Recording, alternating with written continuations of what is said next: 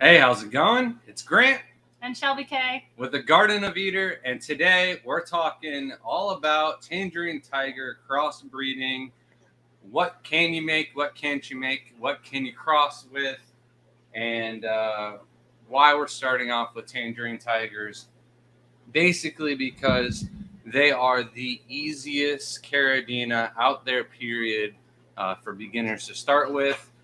So just makes sense that these are also the easiest to crossbreed. So anybody out there that's looking to have some fun with their genetics, have some fun with their shrimp, and do a little crossbreeding, Tangerine Tigers is a key ingredient to a lot of the common, higher grade, better well known shrimp, more popular that are in the hobby.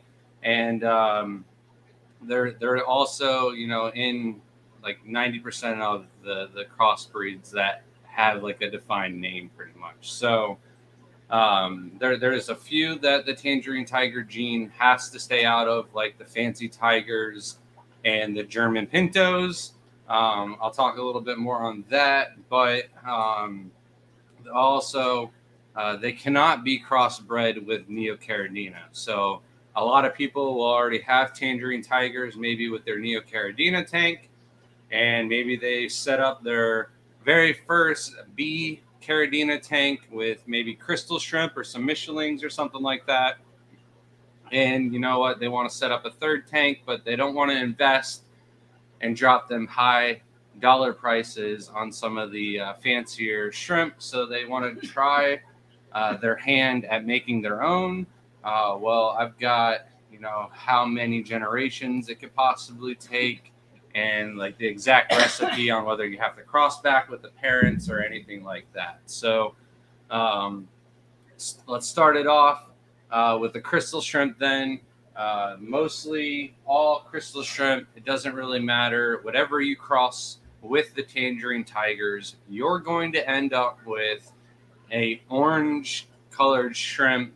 The orange in the Tangerine Tiger is dominant. Almost everything that we are going to cross tonight, first generation, with the Tangerine Tiger will come out orange. So the crystals, it doesn't really matter which one you use, snow whites, red or black, pure lines, it doesn't matter. 99% of the offspring are going to come out just looking kind of like a Tangerine Tiger. You'll get different variations in spots and stripes, thickness of the stripes and stuff like that. Also, instead of black, you could possibly get red. That is more common on like F2, where you start to see, and when I say F2, I just mean like the second generation of the cross.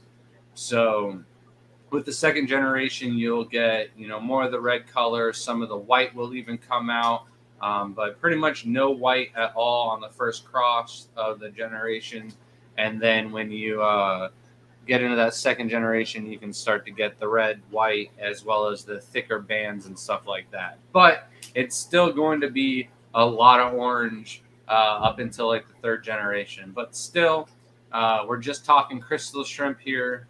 You're really not going to be able to make anything fancy other than like some red tang tie or some thick barred black and orange shrimp. But I'm pretty sure those are possible, and a lot of breeders out there have had the ability to do that. But it's just an ugly and rather unpopular looking shrimp, so nobody's really wasted their time to make like an orange looking bee kind of shrimp. But it would be doable with that cross. Just no one really out there wants to work on that or just trying, I don't think. So with the crystal shrimp, you're really limited. However, if you do have some Michelins, which a Michelin is a crystal shrimp that has a Taiwan Bee gene in it, it's just not showing. So it looks exactly like a crystal shrimp. It just has the genetics of a Taiwan Bee. And then if it does have that gene, that would be passed on to the tang tie, and you could get, some of the fancier shrimp that I'm going to talk about. But why talk about that when I can just talk about another cross with the Taiwan Bees? You want to interrupt me real quick? Yes. Welcome back to the team. June only Oscars. Thank you so much. Yeah. Appreciate it. Needed a little water break. Not only that, but in celebration of 4th of July, a little red and white, and the blue will be the water, but you're not going to put the print in the water. But we've got a Galaxy Pinto. I think on the last stream I said that we had a red fancy tiger. I think I was wrong. I think my memory was deceiving me, and we actually have a red Galaxy instead of the fancy tiger. So somebody had mentioned, I think it was Michael, that he was sad that he wanted to win the fancy tiger. I'm sorry. You do not have a chance at it this week, but we will be giving away one of these. Stay tuned. Shelby will get the hashtag and stuff, working on that once we're done with tonight's topic.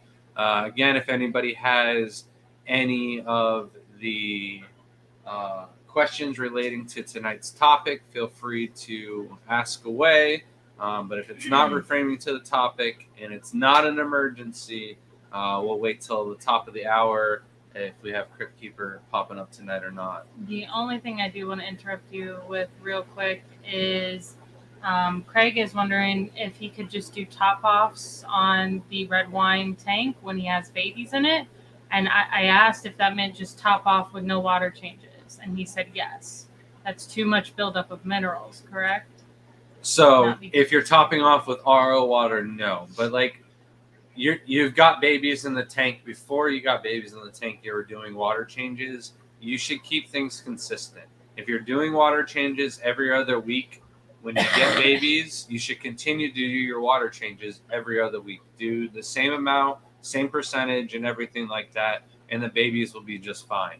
You don't want to stop doing what you are doing, though. So if stopping water changes just to do top-offs, you're asking for trouble there.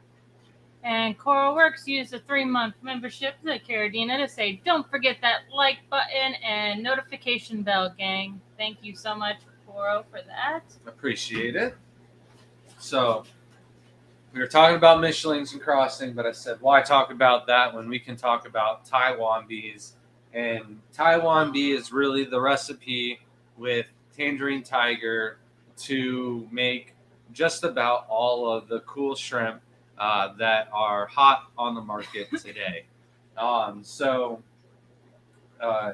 It might not just be Tangerine Tiger and Taiwan Bee. You might have to cross in something else into it as well. But you'd be surprised with what you can do with just Tangerine Tiger and the Taiwan Bee. So before we dive into it more, Tangerine Tiger is just a wild type Serrata tiger.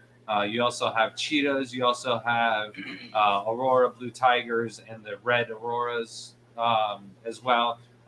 You can basically use all of those shrimp to get down the same path that you do with the Tangerine Tigers. However, the Tangerine Tigers are a little bit hardier, and they do tend to pass those genes down onto their offspring. So, first, 2 or 3 generations, you'll definitely get more breeding and a higher survival rate with, more forgiveness on water parameters and stuff like that with the Tangerine Tigers than you would with the Aurora blue tiger. I tested that out with just trying to make simple blue steels with both Tangerine Tigers and Aurora blues, and you would think with the Aurora blue it'd be easier to make blue steels. However, with the Tangerine Tigers, they bred faster, and I was able to produce 3 generations faster than I was able to get my 2nd generation out with the Aurora blues. So I was able to actually get stronger and a larger colony of blue steels out of the Tangerine Tiger crosses than the Aurora blues. I haven't tried this with the cheetahs yet. I'm certain that they would outbreed the Aurora blue genes, but I don't think they'd outbreed the Tangerine Tigers. They'd be close, but not quite there. But pretty much anything that you do cross with a Tangerine Tiger, though, is going to have the name Tang Tai. So no matter how many generations we get down the road, it's still going to be considered a Tang Tai. Just like Tai bees, it's basically the same thing, but because it's got the Serrata genes in it, you want to give it a different label, so that way you can't make German pintos or fancy tigers out of these, because they will produce more dots, and you'll also get the backline as a result of the Serrata gene as well. So the Tang Tai is basically all F1s and every generation after that as well. But if you don't know what to call it, and it's a Tangerine Tiger cross, just call it a Tang Tai. It's not wrong. It's going to be its name, but chances are there's more to define it out there as well. You got someone? Yeah, a couple of things to interrupt you real quick. Craig said thanks with a heart with his 5-month membership he was the one asking about the babies. Zoltan said love all the great information from TGOE using the member for 7 months chat.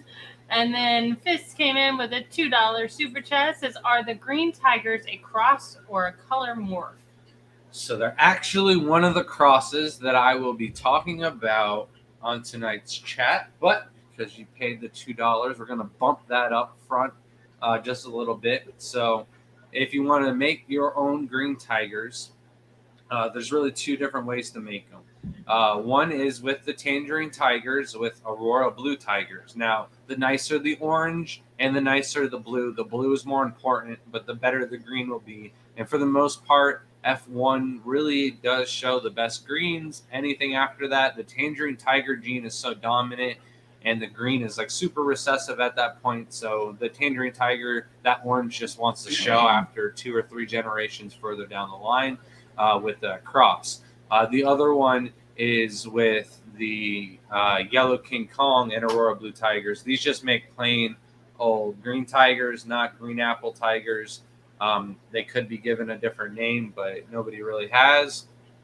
And they do show better green on the first cross, and you do want to use a deeper, darker blue as much as possible. But the green tigers that we've been working on, I'm like 8 generations into the cross, and one day they'll look orange, the next day they'll look green. That's why we only ever sell them as culls, because I can't guarantee the quality of the color will be there when they show up during shipping. So it's just really something. If you like the color green and you like the hardiness of the Tangerine tigers, then go for some green tigers. But they'll be a little oranger than you want them to be most of the time.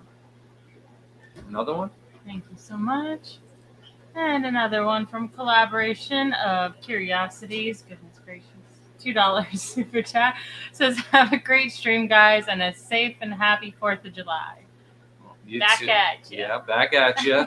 And I think it's safe to say my crazy firework days are behind us. So we should be in the clear, but you never know what other people are going to do. So I always got to stay alert, in defense mode at all times. Shouldn't, but I have to say it. Joel says, I crossed Taiwan Bee with cheetah and called them Tai Chi.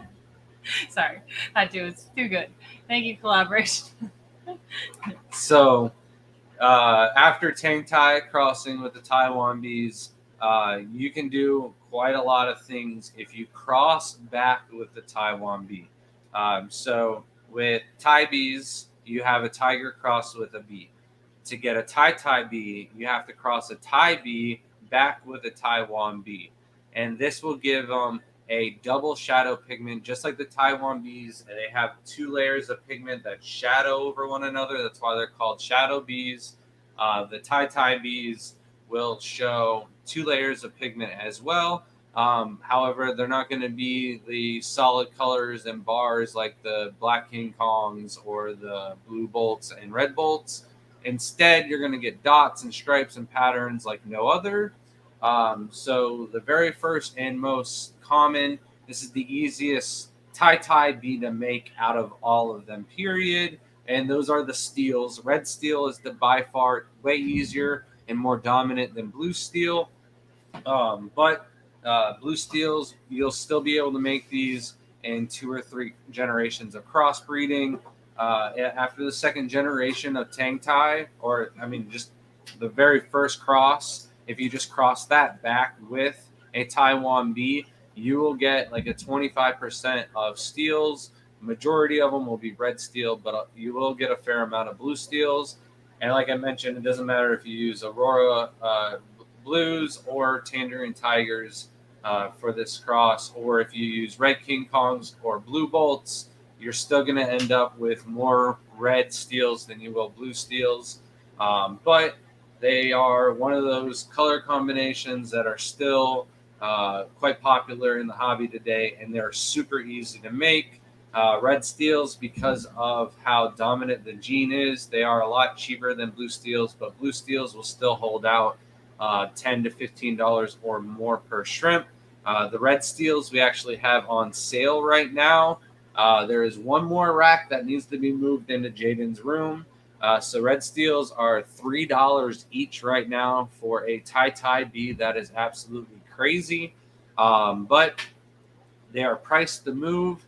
So I don't have to throw them all into one tank onto this rack over here, but that's where they're going to go if they don't sell. So besides that, though, all of the tanks, all the 10-gallon tanks are out of the bedroom. Shelby's leopard geckos are still in there, as well as some of the rimless aquatop tanks. But Jaden's room has 36 10-gallon tanks in it again. There's another 20 tanks, 10-gallon tanks on this rack right here by the front door. That'll be moved in there as well. But we're going to take it slowly, do it the right way, and make sure that all of those tanks were moved appropriately. And I got to let all of the RO water fill back up before I can move those. But by the end of the week, Jaden's room will be properly furnished with 56 aquariums. I would say once again, but before there's only 43 in there, so we did up it 14 tanks plus one once the 13 tanks plus one once the axolotl tank gets in there. There is a couple questions in here that aren't pertaining to the topic. I am writing those down, and Grant will get those the second half right after the hour mark. We'll get to those questions. You do have a question that is pertaining to the topic, and it is Robert Salomon came in and says, is it best to start with a male or female tangerine tiger? So honestly, it doesn't matter the male or the female, what type it is. In reality speaking, you want the nicest male just because males are harder to find the really good ones. And then all females are going to carry genes regardless. So if you have super really nice tangerine tigers and you have another line that you only have really nice females but no good males, then use the male tangerine tigers or vice versa. But it's not really going to matter male or female when it comes to shrimp on what is going to pass down the genetics more. They're both pretty equal. You just want to find that male stud, keep him running around in the tank, and as many females to keep him happy as you can. And then Frank came in and asked, which shrimp breed would you breed the quicks with tangerine tigers? Probably the quickest is what he meant. So basically the blue bolts, crossing them with the blue bolts to get the Taiwan Bee blue steels would be like the quickest, best cross. But anything you throw a tangerine tiger female in with, they'll pretty much get pregnant in just about any tank. So I'm not sure how to answer that question, Frank. I'm sorry. But say blue steels, red steels, they're not your thing. You want something fancier. Well, Nanashi, Nancy, Galaxy Tigers, those are three, and I'm talking actual like fancy Galaxy Tigers, not the wild type Galaxy Tigers. I don't know why the hobby has so many different names for the exact same different type of shrimp, but this is one of those situations. So Nanashi, Nancy, and Galaxy Tigers are all the exact same shrimp. The pattern is basically a mask on the face. It's generally white, or some of the advanced will have blue in color. And then they will have like a tooth marking in the belly. It's kind of like a bar with a triangle that's taken out of the middle.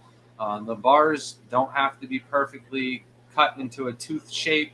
And then behind that little tooth piece, there is the striping of a fancy tiger. Kind of why they get the Galaxy Tiger name, but like, why did they do that when Galaxy Tiger already had a name? The confusion, right? So you can get an advanced Nanashi, by simply crossing with something that has a backline. It already has the Tangerine Tiger gene in it, but not all Tangerine Tigers really show that backline. So, it's possible to get it in there, but you might need to cross back with something to make the advanced nanashi. But the blue pigmentation, the purple metallics can also show up in the advanced, and the headgear needs to be crazy. So like dots on the head and stuff like that, but it'll still have the mask on the face, then the tooth at the body, and then it has to have those nice tiger stripes on the back of the tail. All right. And then Zoltan asks, is it better to use a male or female tiger to cross with? That's what we just asked. I answered that. I thought he asked, is it better to? Not. It's the same question. What was your answer? It doesn't matter. Yeah. I would say use a male, though, because a male can knock up several females where only one female can get pregnant. Yeah, but like, what are you using to cross it with? Would it matter? Yeah, but like, you know what I mean? You Why would would have you more use babies, wouldn't you? Yeah, but like, you know how many female Tangerine Tiger babies would be able to be made with female Tangerine Tigers if you cross it with a different male? So it really doesn't matter. The genes are going to be passed down equally.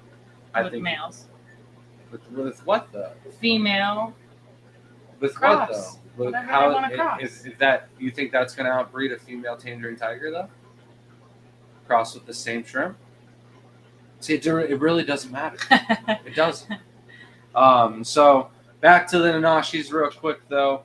I have made my own nanashi with Tangerine Tigers and Taiwan Bees. I used the Shadow Panda as the original cross, and then 4th generation I crossed back with a Missoura, pretty much just a Shadow Panda. With that, instead of bars, it's got some headgear, or like a extreme blue bolt with a little bit of black on the head.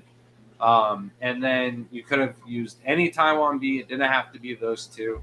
And that got me the Tai Bee gene. And then from there was another 4 generations, and I started to see nanashi shrimp show up. This was right around the time when I had just purchased some from Nico Rico from our first international shrimp contest event. And I was upset that I had made a shrimp that I had just purchased. So it was, I hate buying shrimp that I can make from scratch. What were you laughing about? Welcome. Thea freaking out. All right, yeah. The so fireworks are if scaring we have her. an uninvited guest, it is because the fireworks are going off, and Thea has firework anxiety. So it's bad. She has been shaken and right by my side for the past 3 nights, not going away except for like last night when Shelby was home most of the night. She was right on Shelby the whole time, trying to do yoga with Thea as an obstacle. So the nanashi, as long as you cross back, it is doable with 8 generations. This takes a lot of hard work, though. You can't just let all of the orange ones hang out in the tank. You have to be selective. You have to remove the ugly ones. You got to keep your best 2 males, maybe 3. But I like to be a little bit risky and only keep 2. And then, you can keep a good amount of females, even if one is a little bit uglier. So if you don't have a solid group of females producing the next generation, you might as well keep and hold on to her until the next generation throws out something better. But it's doable in 8 generations. And then a close relative to the nanashi is the Galaxy Pintos.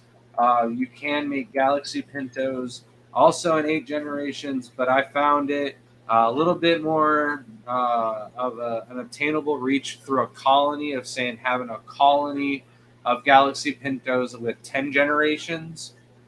I still don't really have a good colony of my own Galaxy Pintos made from scratch, just because that same line throws all of these other really cool shrimp, and I'm always using like the female galaxies to cross back with the other phenotypes that keep popping up, like the greens, the yellows, the galaxy green and yellows. I also get a lot of purples and the crazy blues and stuff like that. But if I were to take all of the Galaxy Pintos from that line, I could easily have over 20 in a tank, and with just one generation, get those going, and they would breed more than 50% true that way. Maybe not the best quality, but they would all be Galaxy Pintos. And then if you can make a Galaxy Pinto, basically you're going to have to cross back with the Taiwan Bee with the Tangerine Tiger original cross, but you will have to select for the dots on the head and the stripes on the back, where you want to avoid the nanashi, the tooth, and stuff like that, because you're going to see the nanashi pop up around the same time as the Galaxy Pintos are going to show. So you want to make sure you go down 2 separate roads and call appropriately to which ones you want and which ones you're trying to create. But you can take the Galaxy Pintos even further down the line. You can select the breed for more dots, and that's where you get the snowflakes. And then, like, I don't know if there's anybody here watching currently or anybody that's going to rewatch this for information, but like, I don't know the difference between a snowflake and a Stardust Galaxy Pinto. Like, they're both the same looking thing to me. Is the snowflake actually like a snowflake pattern compared to the Stardust is just little dots? I don't know.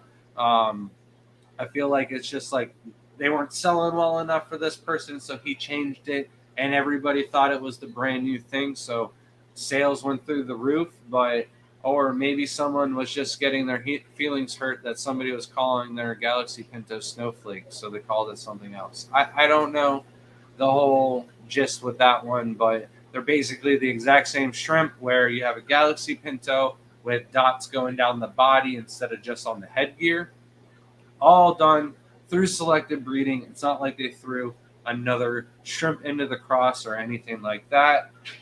You can also get your boas or pythons out of this, whether it's blue, purple, metallic, red. All of those colors are achievable with just Tangerine Tiger and Taiwan Bee genetics. You got anything for me? I'm about to die here. I need a drink break. So Freaky Fish Lady did ask if Endlers would be okay with Tangerine Tigers. So they're okay, but Lefty made a comment on one of our posts the other day where he's like, almost anybody should be able to keep shrimp, where it suggested that he killed off all of his shrimp. Well, he did some moving around today and found an entire colony of red cherries hanging out in the back of that aquarium. Well, there was a bunch of platies in the tank. So those red cherries were basically hunkering down and hiding for their lives so they wouldn't become platy food. So you put any fish into the tanks, they're going to eat babies. It's going to stress out females. You're going to get less breeding. You're not going to get as much shrimp out for your viewing pleasure, but there will be some fish in the tank. If that's what you want, it is definitely doable. It's just not going to make the shrimp that happy. Anything else? Not currently. All right. So back to Tangerine Tiger, Taiwan Bee cross.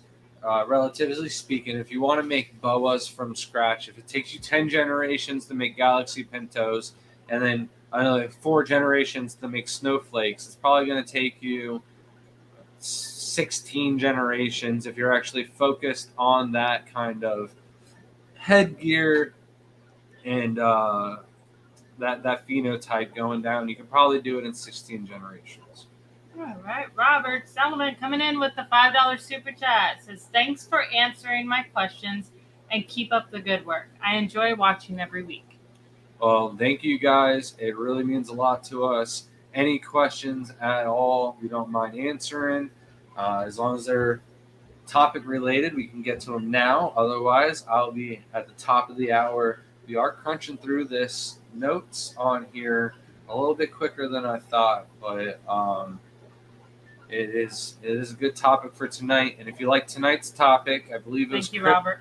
Crypt Keeper that gave us this the advice for tonight's topic. But next week's topic from Michael, I don't want to butcher your last name, but He wants to know everything about what goes into fancy tigers. So that'll be a whole mock-up on fancy tigers, what goes into them, what doesn't go into them, and what I learned about what they're calling fancy tigers now at the last international show. So, no spoilers, but I'm gonna have to talk with Carbon a little bit more before next week's live stream. So,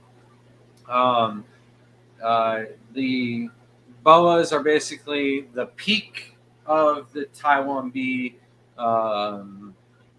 Tangerine Tiger cross right now, but there is so much more to be done.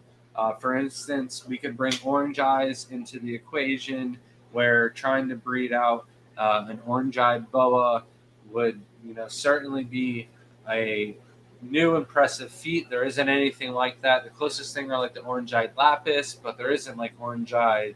There are some orange-eyed nanashi and stuff like that, but not any really nice orange-eyed galaxies, let alone boas. So it is definitely a project that somebody could be worked on to take the Tangerine Tiger Taiwan Bee cross a little bit further. But the boa, if you don't want to add anything else into the equation, I think is the pinnacle, and you're not going to see anything else really come out of these unless the greens, the purples, and the yellows start to merge and you get like tricolors of the same colors. Then yeah, that's doable, but I think that's like 10, 20, 25 years down the line. And those are just three really hard colors in general, let alone all on the same shrimp. Yellow's not that hard, but when you try to get yellow and white or yellow and black or yellow in a different color at all, that's where the problem starts to occur. So adding all three of those colors on top of one another, it's definitely possible, just nothing I can see happening in the near future. A lot of the green wants to turn black, but with the green tang tie that we have out of our crazy blue / galaxy pinto line that we went through with this cross, we are getting a decent amount of greens out of those that don't turn black. And that's why it's a decent amount. It's like 5, which is a good amount because it's more than 2 or 3. And I don't know of anybody else that has green Caridina period that actually stay green and don't turn black. Even the greens that were entered in the contest at the international show were too small for me to tell whether or not those are going to be black when they grew up or not. And Shady Grady coming in with the 999 super sticker, and it's a cute little pear saying thank you. Oh, that's what you were working on. Thank I saw you. that. I saw that too. I was like, there's 2 separate things going on. This is the same thing. That's why I let Thank you Shelby so much, man Shady that. Grady. Much appreciated. I believe it's you that gave us the idea. If I've got my names right, Shady Grady gave us the idea for Fancy Red Tigers next week. I might be wrong, though. I'm horrible with names. I'm sorry. I'm surprised he remembers mine sometimes. Made it past the birthday. We're good, right? We're good. For another 362 days. Get back to your topic. All right. I thought you were checking my math and going to tell me like math was wrong or something. I don't check your math. Check your spelling. Now, if you're not going for the high end, there are a couple of things that you can make with the Taiwan Bee Tangerine Tiger Cross, such as the backlines. I've got the Tai Bee Tang Tai blue backline shrimp on the website. It's basically just a black King Kong with a nice blue backline going down the top of the head to the tail of the shrimp. They can have bars like a shadow panda and stuff like that. But that Serrata gene does produce that backline. So without that, you really can't make those. Again, you can use Aurora Tigers or something else like that. But the Tangerine Tiger cross that I made to make mine, those are like pinnacle. I see other people that are making an attempt to make those, and I'm like, I made those years ago, and they were really easy with just doing Tangerine Tigers and Shadow Pandas and crossing back with the Taiwan Bee. I waited 4 generations to do that. You can do it after the 2nd generation, and you'd get your goal maybe even a little bit quicker than I did. And then besides the backlines, you can make fish bones, you can make zebra patterns and stuff like that. The fish bones without any dots on the heads and stuff like that. There are quite a few people that just like that pattern and that look, and the two-tone coloration of the shrimp going on. And then besides the fish bone, you could just get the zebra stripes without the backline, but you wouldn't want to call those German pintos because they do have the serrata gene. You could potentially cross those selected breed and get them to be galaxy pintos, but you can get the look of a zebra pinto. Just don't call it German. Anything else? Not right now. All right. We talked about the green tigers. And then this is another cross that I saw on Alex's channel, The History Living Inside Your Aquarium. The only problem with Alex is he's got this mosh pit of a tank going on where he threw tangerine tigers, raccoons, stardust, and I want to say there's another tiger in the mix or something else in the mix that I'm not quite possibly sure. But he doesn't know what cross in the tank, and there were some greenish looking speckly shrimp that came out of the mix. And what I think happened was he crossed his tangerine tigers and the cheetahs in the same tank, and they made these greenish looking color sparkly shrimp. I've crossed the cheetahs with some ghost bees, and I also got very similar looking green kind of wannabe cheetahs, but not really cheetah. I did try to work on selective breeding for the green color, but you just get more brown and tan coloration. The green is just it in some ways it can be a very low grade pigment. So when you get higher, nicer grade pigments, it's going to show as a black instead of a green. I don't know exactly what could actually come of that cross, but it would be cool to see Alex take his shrimp breeding a little bit like more. I'm not saying he doesn't take it seriously, but he does have the little mosh pit of the tank thing going where it'd be cool to see someone take that cross where they take just a tangerine tiger female and throw it into a cheetah tank. If only that tangerine tiger would get pregnant and then, move into a different tank by now, but it hasn't happened yet. I'm working on it. And then this is where we start to get into the tricky stage. This is fun, but this is crossing it to get the orange-eyed shrimp. So in order to get orange eyes, you have to cross with something that has the orange-eyed blue tiger gene. It is the only morph that has the orange eyes that is in the hobby. Everything else that has an orange eye has been crossed with the orange-eyed blue tiger. The orange-eyed blue tiger itself has blonde, blue, royal blue, and then the highest of all orange-eyed blue tiger grades would be the black tiger orange eye. So all four of those shrimp are actually the exact same shrimp, just different grade. And they are the base of all of the orange-eyed shrimp out there.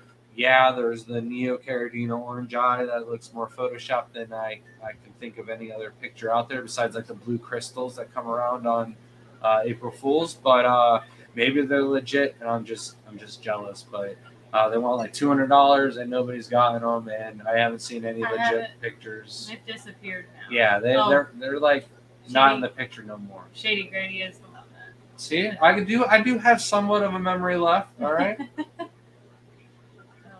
So, congrats to Shady Grady. This will be going into your box of Celestial Pearl Danios. We'll also be giving away another one, but Shady Grady, for you picking next week's live stream idea or topic anyways. And if you guys would also like to win your own print, Sam Scales shrimp print, we have the Galaxy Tiger. We have, this isn't a Galaxy Tiger, right? Galaxy Pinto. We've got red, black, and then we've got red cherries as well. So you have between those three. But comment on last week's live stream, or you could also comment on Shelby's video, her bog video that she just posted. If you haven't checked that out yet already, watch that. Super simple. You can do that outside or inside because it doesn't have a drainage layer or drainage holes. It's not going to make a mess in your house. It has a drainage layer. But either comment on one of those two videos, and if I choose your live topic idea, I will send you a print on the house for giving us a good idea. Now, there's been some good ideas thrown out there, but you can't be greedy. This live stream can't be designated to you, Dane, on why we pick our topics for our speakers or stuff for our club. Like that's a good one-on-one conversation for, after the club meeting or something like that. I don't think the other 62 people watching really care about how I pick speakers for the Pasco Club. So keep that in mind when you're picking out topics for our live streams. It needs to be something that everybody's going to want to watch.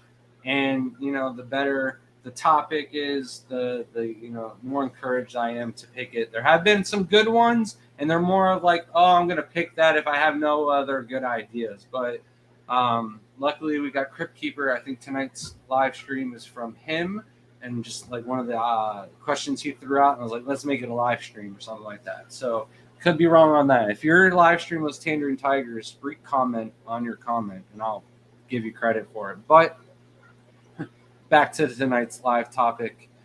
We've got the orange-eye blue tigers. We're trying to make something with tangerine tigers here. And the number one cross out there that, of course, has both these genes and is the most common that's not an orange-eyed blue tiger, and it is the orange-eyed yellow King Kong. Now, I kind of wanted to talk about both of these at the exact same time to kill two birds with one stone so I don't have to repeat myself, because that's stuff Shelby loves, is when I repeat myself. So we're not going to make her happy tonight. So we're just going to kill two birds with one stone here and talk about yellow King Kongs. There is no absolute for sure fact on how to make yellow King Kongs. The person that developed that morph has passed away, sadly, and the secret was taken to the grave, and nobody is for sure knows how to make tangerine tigers into yellow King Kongs. But everybody knows that tangerine tigers are part of the mix. Now, were they selective bred from tangerine tigers to get yellow with no stripes, or is there a cross? My theory is that they were crossed with Taiwan Bees, and then out of the mix, you eventually got the yellow King Kongs from a Taiwan Bee and Tangerine Tiger cross. Because 8 generations, when I was getting the Galaxy Pintos and the Nanashi out of my Tangerine Tiger crossing mix project, I also got this weird yellow one out of nowhere. In a tank where I was getting all double pigments, I was getting nothing but Galaxy, Nanashi, and Steels, and Crazy Blues, and stuff like that. Out of nowhere, I get a yellow. And then I get another one out of the next batch of babies, and I take those 2 yellows, and I crossbreed them, and all of a sudden, I've made my own solid, pure breeding yellow King Kongs from that cross. So I do believe with my heart that it is a Tangerine Tiger, Taiwan Bee crossbreed to get the yellow King Kongs. Just Ellen was ahead of the game on making that cross and was able to win the genetic lottery a little bit sooner than the rest of us. And not to say that everybody's going to get lucky and be able to get the yellow King Kong out of that gene. Now, because the shadow pandas that I were using were actually a line from my green Hulks that I originally got, and they were carrying some part of that gene into it or what, I don't know. But everybody knows the green Hulks always just turn black. But I like to think that playing with those genetics is why I have my green Caridina today. I can't believe they haven't turned black, because from day one I'm like, they're just going to turn black on me. But sure, it looks black, but it's green. You got something else for me? It's hot. I'm dying. No. I need some ice cream.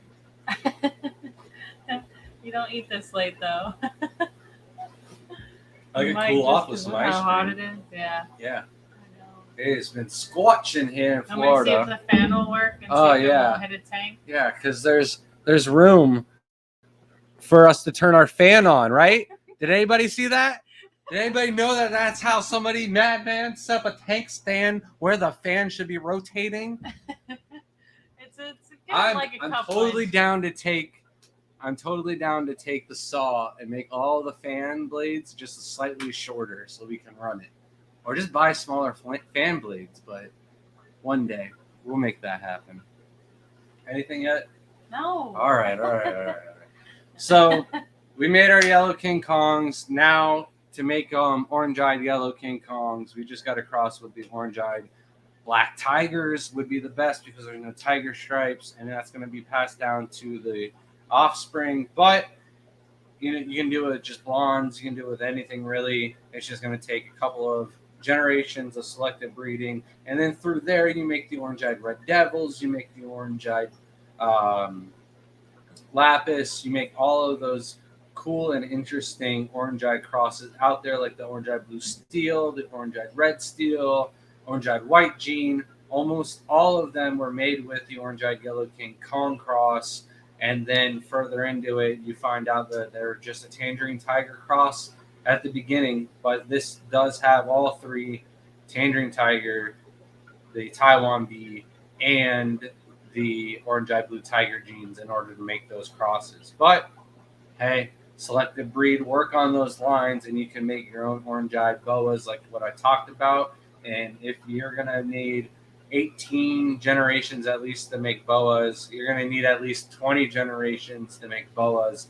And I mean that's starting from like the beginning and trying to get the orange eyes like out of the first 3 or 4 generations, and then selective breeding those for 14 generations to make the boa pattern. But good luck. It's going to be a lot of work, but that could be the next big new shrimp. You can charge whatever you want for it. But the only problem is there's probably 300 people trying to do the exact same thing overseas. So, and then like myself included, I'm trying to do something similar to that.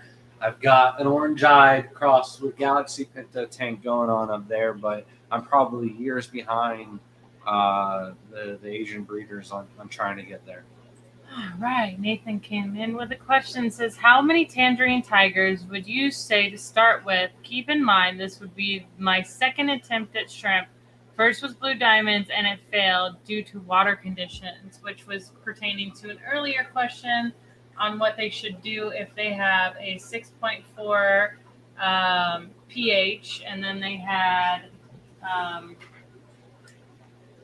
GH was 75 to 150, and KH was 0. And I suggested start with tangerine tigers because those parameters are more closely to Caridina than they are Neos, and I thought that would be the easiest one. I am curious though. Do you have a water softener? That could be an effect in why your blue diamonds didn't work. But you have 0 KH in the water, so you need something in your water to buffer the pH. So if you don't have limestone in there to raise the pH, or shrimp soil like Brightwell or ADA or something like that to lower the pH, you're going to turn your lights on in the morning and you're going to have low pH. And then by the end of your light cycle, you're going to have high pH. And that is going to stress out and kill just about any shrimp. So that's why you lost your blue diamonds. And I would say you're probably going to lose your tangerine tigers also, unless you put something in the water to buffer. Now, if you don't want to put limestone or aqua soil in there, you could add baking soda to add a little bit of KH into the water. But better yet would be adding some type of shrimp minerals as the KH salty shrimp and stuff like that to better mix your water so that way the shrimp water would stay stable. That would be the cheapest route. All right. So we've got the orange eyes pretty much squared away. It's a recessive gene. The tangerine tigers, however, are, very hardy. They're going to outbreed any of the orange-eyed blue tigers that you ever had. So that's why a lot of the orange-eyed hybrids outbreed and are easier to keep than the orange-eyed blue tigers. And then anything that you cross with the tangerine tiger would be a Tang Tai. You cross it with a YKK, or yellow King Kong, it's still going to be a tang tie. Just nothing really interesting there. You can crossbreed them with a hollow eye to try and get a hollow eye tangerine tiger. That hasn't been done yet.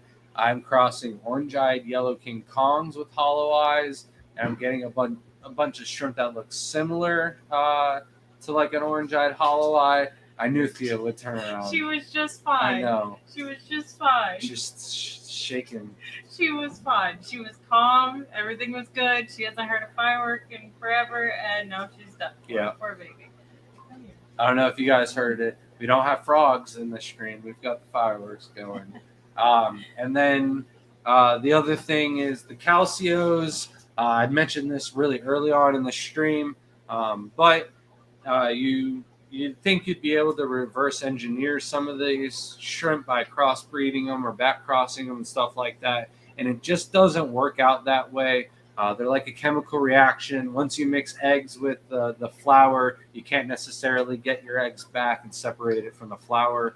And so with the calcios, I didn't know if, crossing back with Tangerine Tiger or Yellow King Kong would maybe increase the calcio yellow color or anything like that. But it really just gave me a bunch of, I'm sorry, burp threw me all off. It really did just give me a whole bunch of tie bees and stuff like that, weird patterns and weird oddball colorations and stuff like that. Shelby just found out about it like a week ago, and she's like, "Why is this shrimp supposed to be? There's like 3 of them?" And I'm like, "Yeah, I tried to cross a calcio and the Yellow King Kong tank, and it just gave me a bunch of ugly mutts." So there's no reverse engineering or anything like that you can really do by back breeding and stuff like that to get pure lines. Once you've crossed a pure line with a different strain, like I'm talking bees and tigers, you'll never be able to get that shrimp back out of those shrimp again. Is Tangerine Tiger part of the calcio genetics? I think it probably is. I just don't know exactly how to make it, whether it's Yellow King Kong crossed with like a super tiger or what it is, or if super tigers or not super tigers, super crystals, or if super crystals are even pure crystals, or if those have Tangerine Tiger genes in them. There's just some things that are unknown out there, and we have no idea exactly what's in play with those shrimp, and won't know unless those breeders come out and share. But there's a lot of secrets that have been kept in the hobby, and until we can afford DNA testing, or like what Shrimp Keeper recommended was we started a GoFundMe program for shrimp DNA testing. But like the problem is like we get 10 people that want to do DNA testing for calcios, but then we've got 10 people that want to do DNA testing for Yellow King Kongs. It's just so hard to get the money to line up for one shrimp. It's just so expensive. Don't let her up on the couch. No. She's No. breathing on me. She's good. She's fine for now. All right. Shady Grady said. It's a one-time thing, pathetic. Thea. Do not get used to it. She said, "My Tangerine Tigers are presently in." Oh my goodness. I'm going to start this over. All right. Shady Grady said, "My Tangerine Tigers are presently in Neocaridina parameters. Can they be put into Caridina parameters for breeding?" Yeah, absolutely.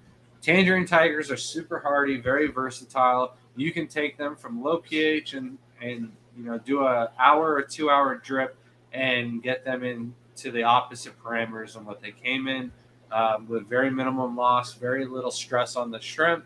And we do find that they breed a lot faster in Caridina parameters than they do in neotanks.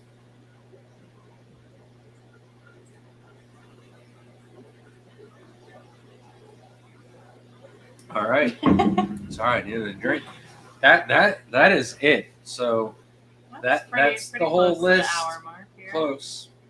I I don't know if anybody has any other cross questions or anything like that, but the only other thing, like, why didn't I list Tangerine Tigers crossed with a Galaxy Pinto or Tangerine Tiger crossed with any of the other shrimp that I named tonight? Well, basically because you can't do any reverse engineering or anything like that. So when you're working and you made 10 generations of selective breeding for a shrimp, to get Galaxy Pintos, and then you're going to cross back with the original ingredient, you're just going to set yourself back 8 paces, or 7 generations of hard work. So there's really no point in crossbreeding Tangerine tigers back to any of the original crosses or anything like that. That Tangerine tiger gene is so strong and so dominant. There's just no point in doing that. So once you get the backline, once you get the dots, there's really no point in keeping the Tangerine tiger around. So there's what I'm basically saying, there's probably no more use for the Tangerine tiger out there either. So it's been used up, but the rest of the crosses and stuff like that, there's further stuff for you to do with them. Just don't bother crossing back with the Tangerine tiger. So Frank said shrimp dog joining the live stream. This one's Thea. This one's Thea. She's got a black ear, and she's female. That's the big difference. And she's actually fatter than Shrimp. She might be smaller, but she's a chunker. She gets spoiled way too much, honestly. She doesn't like to really do anything. She likes to just lay down. She likes to lay in one spot and then gets up, goes outside, lays in one spot, gets too hot, comes inside, lays in another spot. It's really just her way of life. Yeah, I'm talking about you, but you're not making your way over here. She's giving me the look. She wants to sit right in between us. Yeah, she's just like Layla. She wants to be right in the middle. She doesn't want to have to choose a side. Oh, man. It says, oh, my God, I want to squeeze that doggy's nose. Yeah, she's adorable. She is the sweetest and softest dog ever, too, for a short-haired dog. She doesn't make me as itchy as Shrimp does. I'm trying to calm her down the other night while I'm catching shrimp. I'm sitting on the floor trying to get shrimp out of the tank so we can move them into Jaden's room. And I'm petting her with one hand, and it's just getting hair into the shrimp cup that I'm trying to catch the shrimp in. And I'm like, oh, man, I can't multitask or do anything with her. She's just too darn cute not to pet. So I had to stop catching the shrimp and calm her down. Matt told you tell that dog she's the best girl. We do every day. Oh, man. There was a question earlier, so it was a little doozy. Okay. They said, recently moved some Neo to Caridina parameters, 12-month-old stratum. All females became instantly buried. Would this be the pH difference, and could this be used to induce this?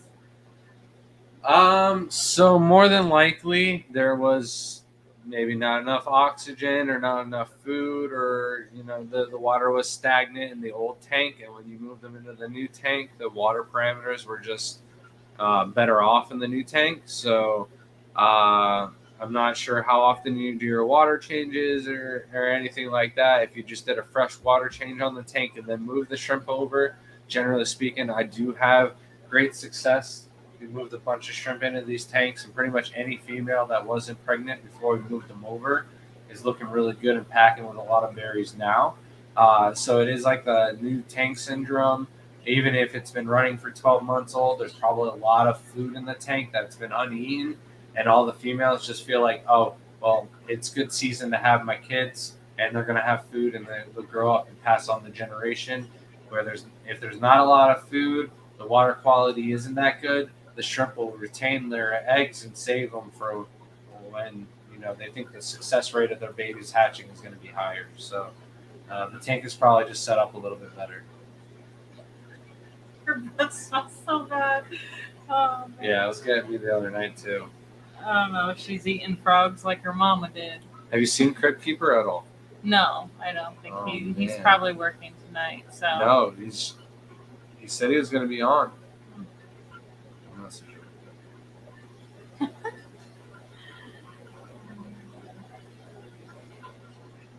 But that is the top of the hour, and all of our discussion on Tangerine Tigers is done for. So if you guys got any questions now that you need to ask or anything like that, I guess we could just give you guys some updates around the house and start the.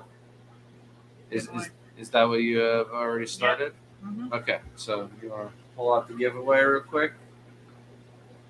Show it on the pinwheel. Oh. No, it doesn't show up on there. I don't know why. Oh, it doesn't? No. Oh. I don't know if I did something wrong or what. Huh. It's got 0 entries, so did we do it right? No, I did it wrong. I'm going to try this again.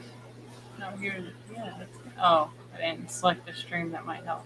Oh, all right. There we go. There we go. All right. But it doesn't show us. Still doesn't yeah, but if show you're, here. yeah, we got 1 entry. That's me. Oh, all right.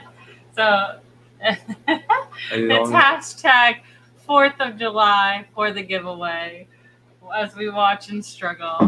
Thank you, Peplin, for using your 6-month membership chat. Says Shelby and Grant, good evening. Welcome in, Peplin. Well, since there's no Crypt Keeper question of the week, I don't know what happened to Tim. Jeff thinks he maybe fell asleep. He might have fallen asleep.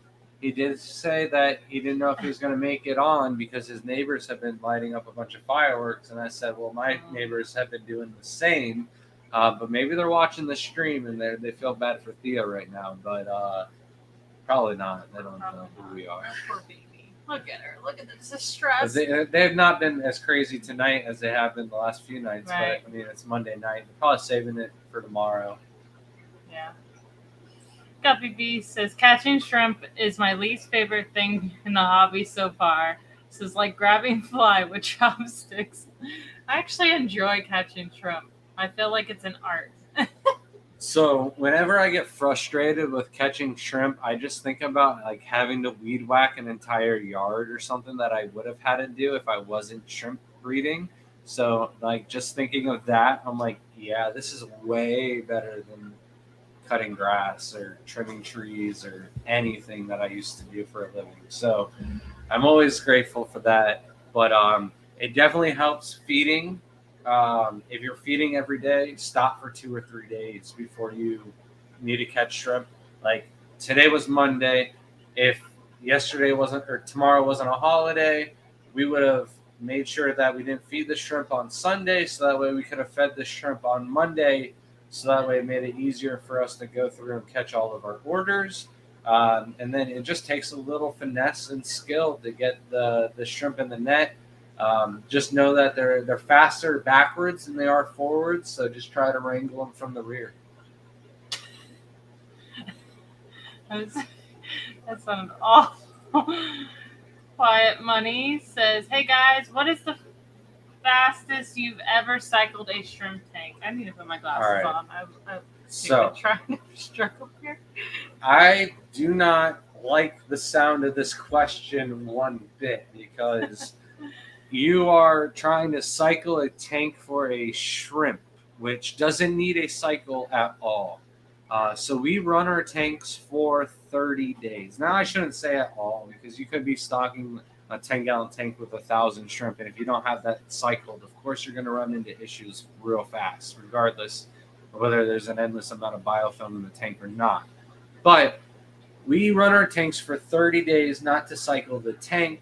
It does that on its own, but we do that to grow a nice layer of biofilm, so that way we're not overfeeding or risk overfeeding the aquarium. If you have a good layer of biofilm throughout the tank, then you don't need to feed right away. You can let the shrimp get used to the tank for a week and then start to feed every 3 days and make it every 2 days and really get comfortable with how much your shrimp are going to be eating within a 1 or 2 hour span. Where if you just buy shrimp, set up a tank, and throw them in the next day, you're going to be, walking that line of whether or not you're overfeeding, underfeeding, and then you're risking, tanking that tank cycle. The bacteria could just crash because you've got too much ammonia in the water, because it's just a little bioload of a shrimp tank anyways. So grow the biofilm, don't cycle the tank, and your shrimp will do a lot better, and they'll thank you for it. 30 days. I wonder if Shrimp's going to notice that he is up here. Oh, yeah. He's not come this way yet, but... All right, Chiller Method said, what do you get when you cross fancy red tigers and galaxy pintos? I'm so worried he's going to find out, and he's just going to come crashing in. He went outside for good. You really don't make anything. I can't remember if they're called bandits or I think I've seen them called like a few different names, but it's basically a fancy red tiger that's been made with a serrata tiger, which is wrong. You don't want serrata tigers genes in your fancy red tigers. So you get a fancy red tiger with a backline, or and I mean, this is makes no sense. You can get an advanced nanashi, but you can just get that without crossing it with the fancy red tigers or black tigers. It doesn't have to be red. There's really no point in doing this. You could just start off your fancy red tigers with tangerine tigers, but I might have more information on this for you next week. But there's just so many shortcuts and tips and tricks and stuff like that out there. Some of them are good, some of them are bad. And to me, the tangerine tigers in your fancy tiger genes is just not a good shortcut to take. So I don't know. I'll have more information on that next week. Okay. Nano Aquarium guy says, on catching shrimp, is there such a thing as a shrimp trap for tank? All right. So speaking from experience on somebody who just had to take down like 3 aquariums that were packed with shrimp, the trap is only going to catch the shrimp that you probably would have easily caught with a net. Like if you can feed the shrimp and they can come out, you should be able to just drop a net in there and scoop it up against the glass and pull it out of the tank. The trick is once you get the shrimp in like that, past that little first centimeter of the net, just pull that sucker up as fast as you can. He's not going to outswim you.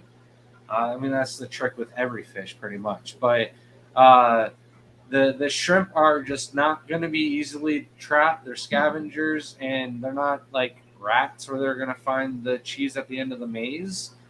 Some of them will go to it. Some of them are just probably checking it out anyways, whether there's food in it or not. But you're not going to catch as many shrimp as you want. You're not going to get the babies. In order to get all the shrimp out of the tank, start with the females first, catch the pregnant ones most definitely first, move them out of the tank, and then catch all of the shrimp that you can. And then, of course, you're going to have babies. Just leave the tank stagnant, leave it alone for 2 weeks, and then the babies will be big enough that you can catch them and move them out of the tank as well. It's a task, but there's no, like, magical thing that you can put in the tank for a trap. And Brandon says, is there... Oh. 1 second. And if there is, it's going to make your whole house smell like baby vomit. So don't do that because... There's something in the Taiwanese food and the secret ingredient, and I'm like, yeah, do you know what that secret ingredient is that makes all the whole house smell? And they're like, oh yeah, it's the ingredient that makes the shrimp come out to the food. And I'm like, I want good ingredients to lure my shrimp out to the food. I don't want the smell of baby throw up to bring the shrimp out. Like, why? And I knew you would jinx this. Now, Thea, you need to go. Thea, you gotta go. No, she's shaking even worse. This is gonna be... She was fine a second ago. No, but... So Brandon said, is there a certain age where it becomes dangerous to move a shrimp to a new tank? Maybe they don't acclimate well. Of course, when you move any female and a pregnant female as well, it's going to be risky. But if the tank is set up the same parameters and it's one tank over from one another, I've plopped and dropped pregnant females without any issues all the time. Of course, probably want to do a little drip acclimation, a little bit easier on them, but I find just catching the female as fast as possible, moving her into the same territory, as long as the parameters match up good enough, it doesn't cause enough stress to really do any damage. But other than that, I wouldn't worry about age or anything like that. T5 says, do you prefer sponge filters over undergravel filters? And if you do, why? Yeah, I don't like messing with the undergravel filter and having it clog or anything like that. If you put crips or any kind of rooted plant, it's going to clog up the UGF, and they're more expensive. So if the sponge filter works just fine, why use something else?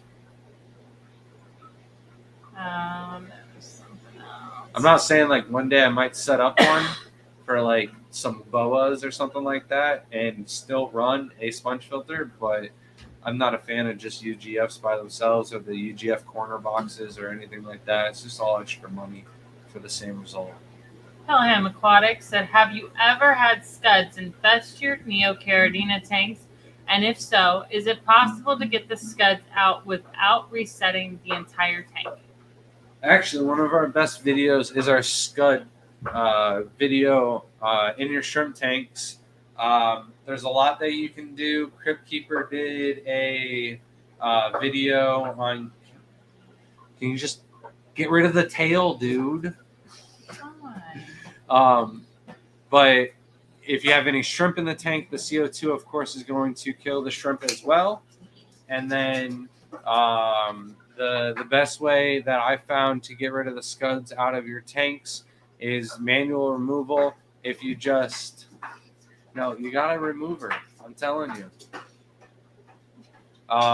If you just turn on the lights in the morning, or even turn on the lights before the sun comes up. If you do it in the middle of the night or something like that, it's going to make the scuds go all frantic, and they're going to swim in the middle of the water column, and it makes it a lot easier for you to catch the shrimp. All right, Thea, go to your room, please. See, Thea listens. She can hear. But if you're having an issue with scuds and the population is out of hand, you just got to be patient, turn the lights on, catch them, and stay diligent. Do it every single day. And, eventually you'll get it down to where it's just one scud. And, hopefully that one scud isn't pregnant. So, no, Shelby, you just got to make her stop and get back too. Well, I'll do it. You sit down and you talk to the stream. It's your dog's trying to play with I know, her, thinking he'll listen to me that. if I stand up. Have you guys ever used Aqua Natural shrimp food? I don't think we have. I don't even think I've heard of it. So. No, never heard of it. No, Thea? All right, move on. Thea, go to your room. Aqua Natural shrimp food. I've never heard of it. So sometimes you don't put a name to it. You gotta look it up. Is that the Sarah shrimp food? It's the only one that's coming up for that specific one, which I believe we have tried. I don't have any good reviews on it right now because I just don't remember feeding it. So we have way too many foods we've fed so far. It hasn't been on our top list, but doesn't mean it's not bad either.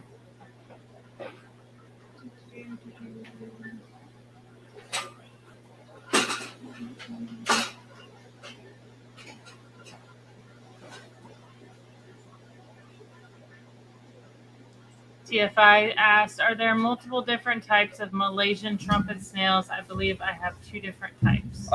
So I don't know about Malaysian trumpet snails, but there's definitely multiple types of trumpet snails. So I don't know about that one.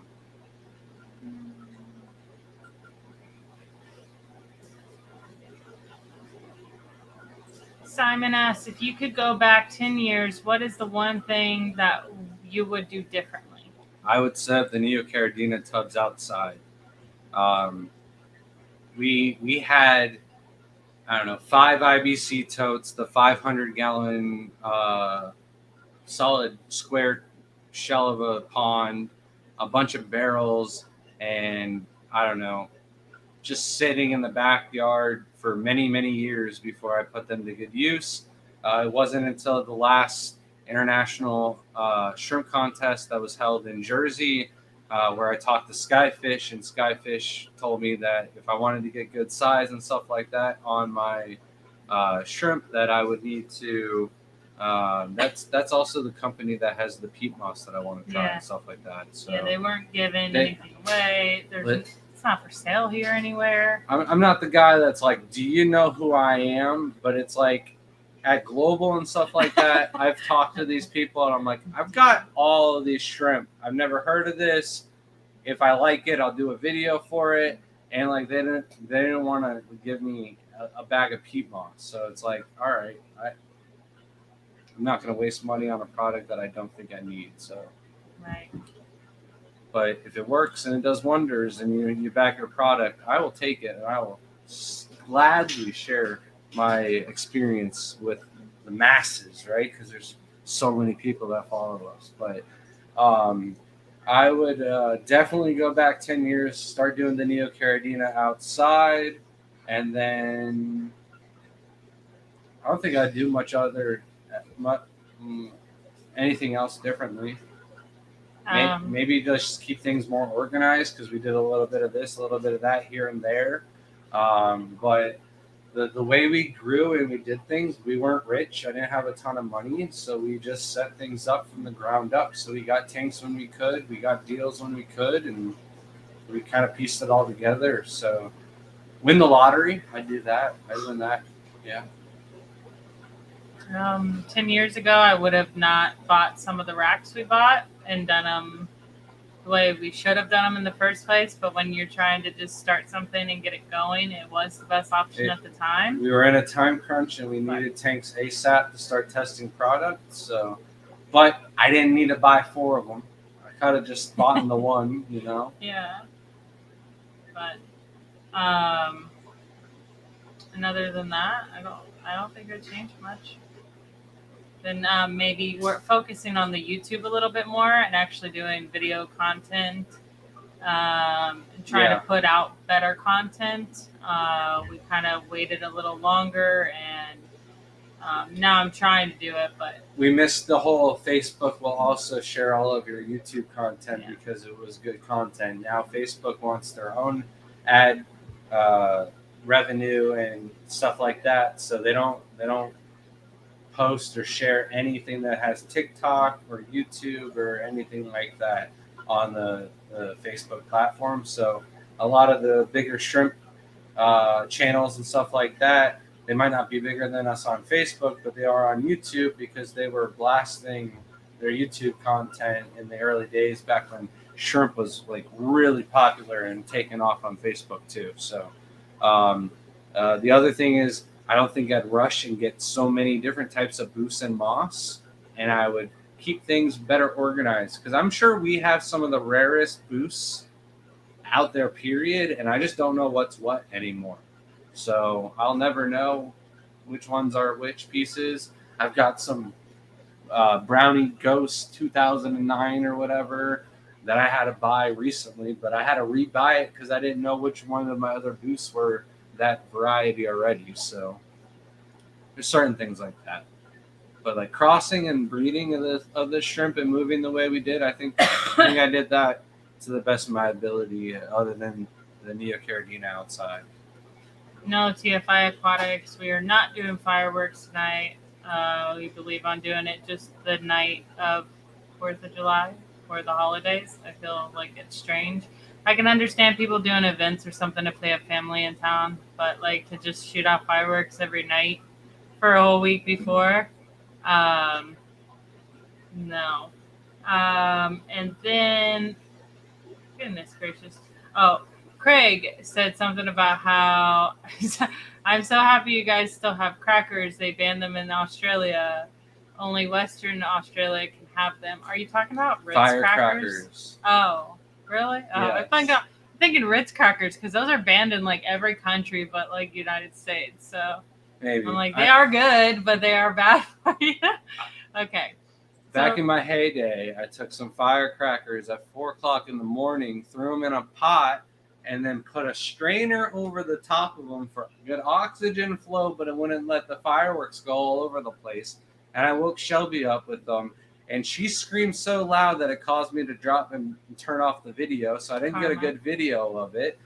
But she thought that it was the tank rack on the other side of the wall falling. And each crack that we had just set up. Each crack was a tank popping and falling, hitting the ground. So because mind it was great. Okay. I'll get right to this question. But let's get to the story straight, okay? First of all, we had the 2 racks in our room. We didn't put any tanks at the top level. They were just the 3. And then we had storage above them and, my gecko tanks, but nothing with weight.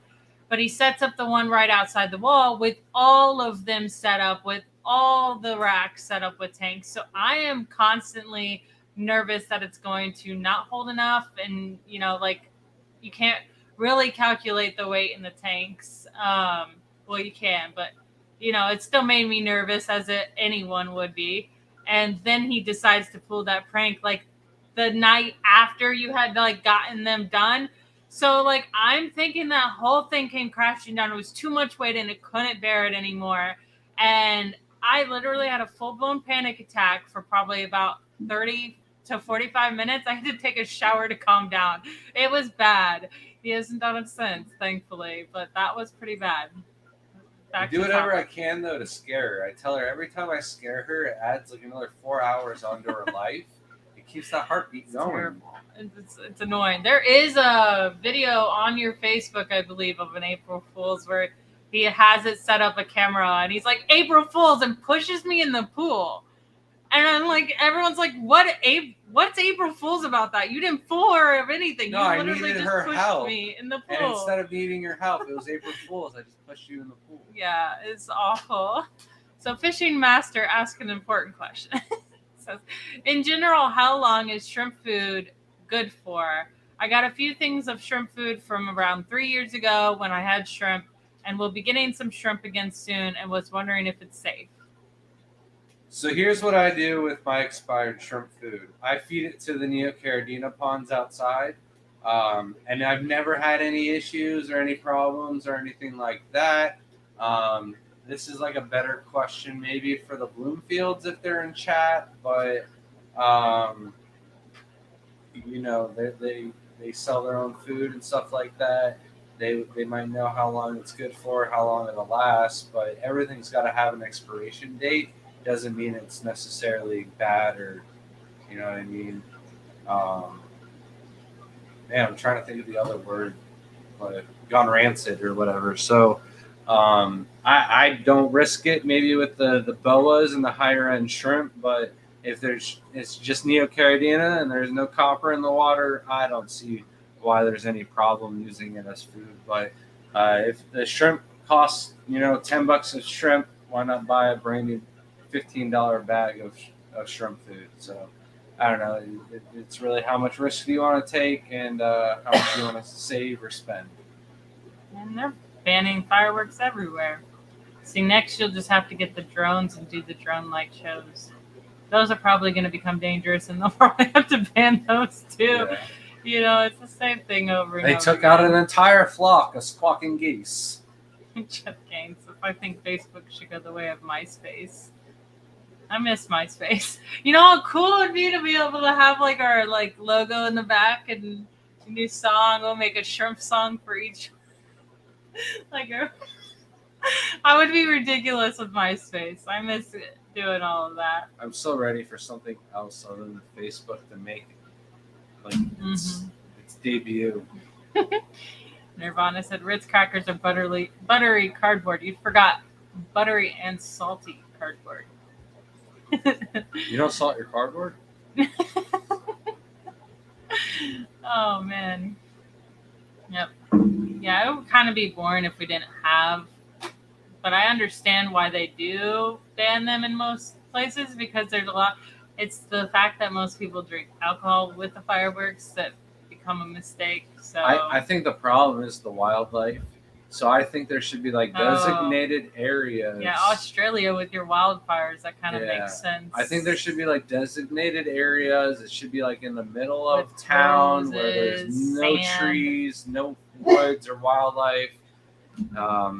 And, you know, I mean, the whole town gets to see free fireworks or something like that. And it shouldn't be where every single person on the street can light off their own fireworks display, and then you got the neighbors trying to compete with one another, and then nobody picks it up the next day because they're hungover.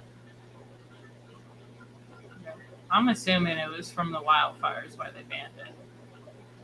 But a lot of people are saying that they've been seeing the drone-like shows. I've been seeing them online. We don't have anything cool here. We're No, smaller towns. You live in small town Florida. It's funny because we're not really a small town. Like, it's built up so much It's compared to built like up, but Crystal River small town. yeah. Like, you just see people for like miles. Where right now we're like wall to wall people. It's just not a city. Yeah. Do you have anything else? No. Nothing for us I tonight. don't know how I'm like long until caught the up in giveaway? chat. Oh yeah, I'm gonna refresh that.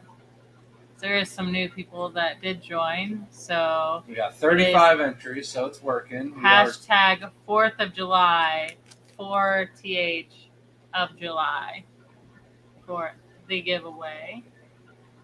That one's really cool. And it looks like it's got little fireworks on its head. We bet. Drawn by the world's famous Sam Scales.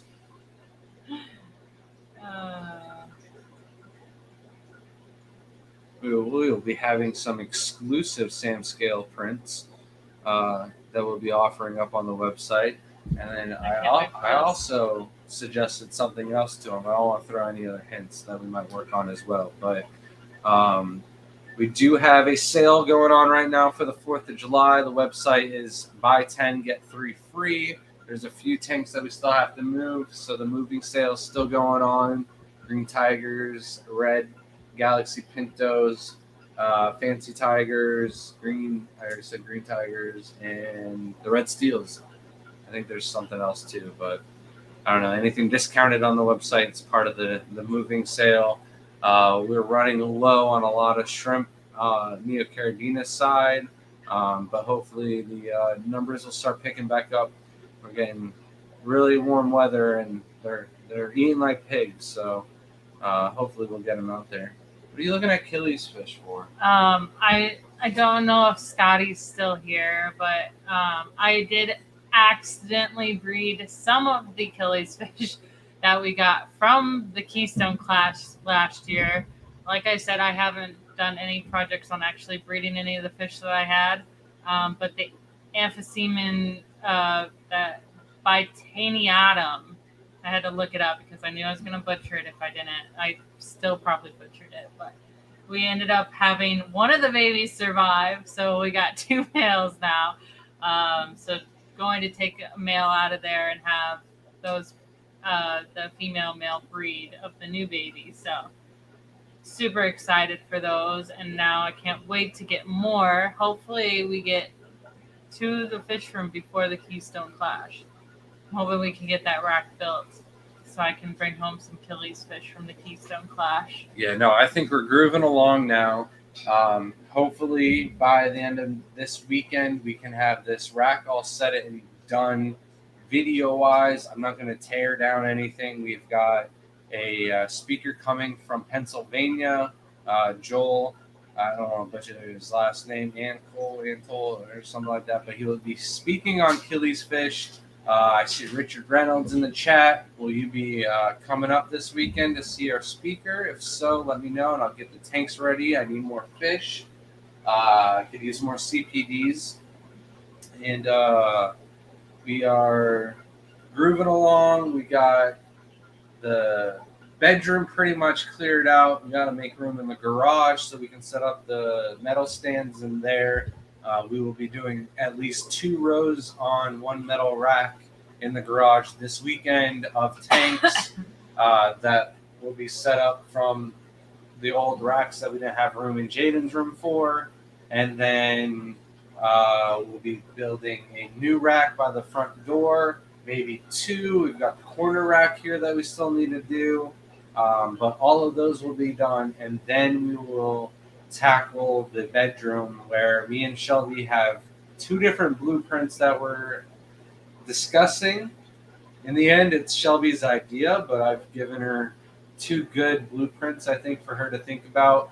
One is we put 60 tanks along the back wall and then a smaller rack for 20 tanks, I think, or at the most was 25. So there could be 85 10-gallon tanks in the room. The other thing is we are getting some UNS tanks that is no longer needed from Aquashella. They are the old American Shrimp Contest tanks. They're like little 2.5 or 3.5 gallon tanks. I think there's 40 of them. I'm sorry. I think there's 40 of them left over that we haven't given away to volunteers or people have won at the Aquascaping contest. So we'll be putting up a rack for 40 of those in the bedroom as well. The other idea is 2 racks of 36 aquariums. One will go on one wall, one will go back on the other wall, and then the one wall that is longer that would have held 60 10-gallon tanks, we throw the UNS tanks on that wall as well. And we'll actually get 116 aquariums in the bedroom where we only had 46 aquariums in there before. So it is a big jump. But all of those will be for Shelby's fish, and then she's already admitted that she wants quite a few. I love that you like watching your own pain as enjoyment.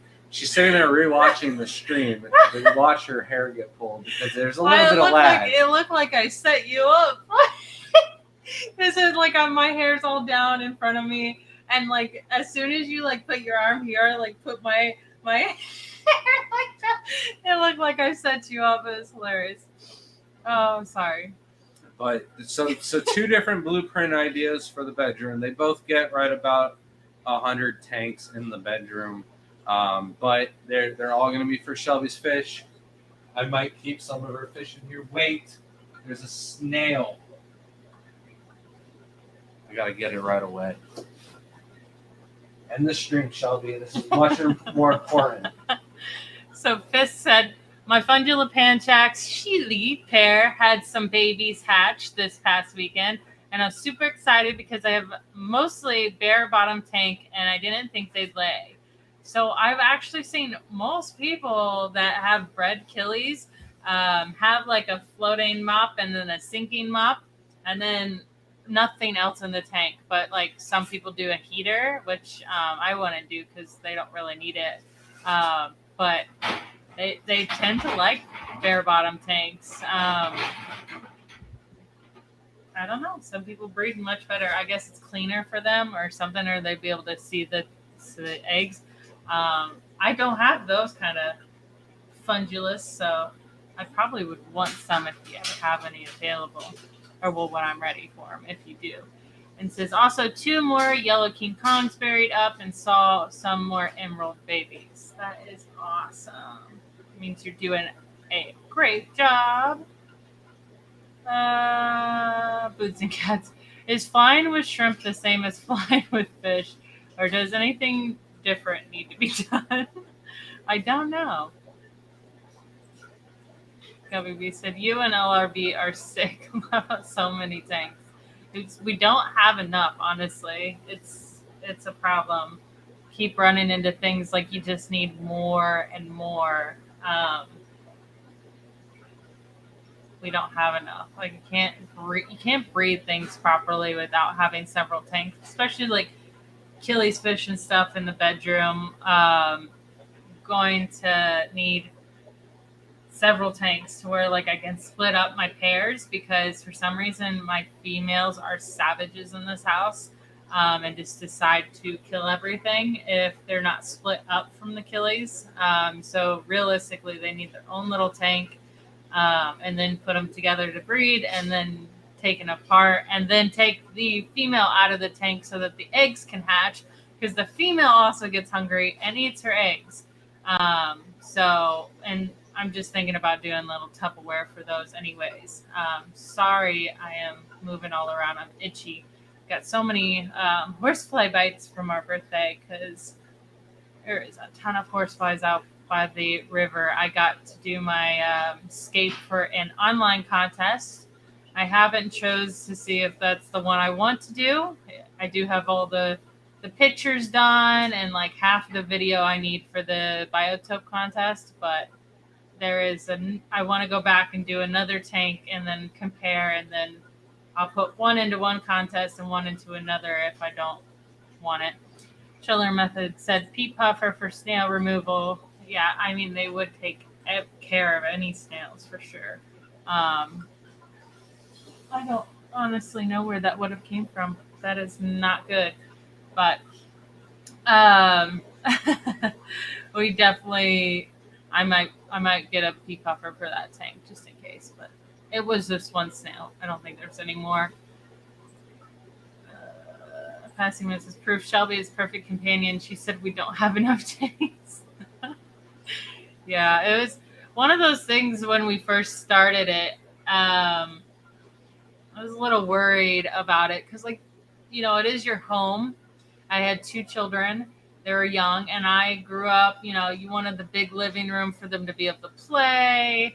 But as I'm getting older, realizing that I don't want them inside. I want them outside. I want them doing something. I don't want them playing video games. I want them to have a normal childhood. I want them to learn about plants and what makes our earth beautiful. And that sounds so hippie of me, but I want my kids to understand the importance of being outside and treating our earth good and cleaning up trash instead of being inside. So the more tanks I put around, they can't do anything crazy in here. So we'll have to go outside and build forts instead of building them inside. Well, Grant did build a massive fort in their bedroom. That was pretty cool. But like, it just encourages us to go out and do more outside of the house instead of staying at home, which I think a lot of people in our generation is having issues with anyway. So there's no fireworks that I could have fun with this stream. I tried. No. Stop. All the sparklers are ruined. Is that what that smell is? No, I thought they were sparklers. Something? You know what they were? They're the safe sticks that the kids can use to light up. I was like, God dang it. I was like wondering what that smell is. Jeff Kane says, is Shelby going to become the Killifish queen? I hope so. I absolutely adore Killifish, and I think that there needs to be a lot of people in our generation to take on that torch from people. If you ever seen like a Killifish association, most of them are older, and you can tell they're ready to pass the torch down. They want someone to take it over and someone to breed these killies that are pretty rare in the hobby or not going extinct in the wild. So some of the Nothio are, it sounds like a dinosaur name to me, are hard to get in the hobby, and some of them are like becoming illegal to collect out in the wild now. So like, we're not going to have that. Same with Gadaids. That's another big thing that I want to really breed. I do really well with them. I've had babies have babies in the tank. Almost every one of my Gadaids are breeding, besides ones that are still too small. But or both male.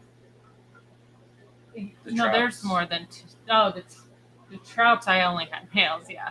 So still working on getting those females. It's better than the Killifish queen.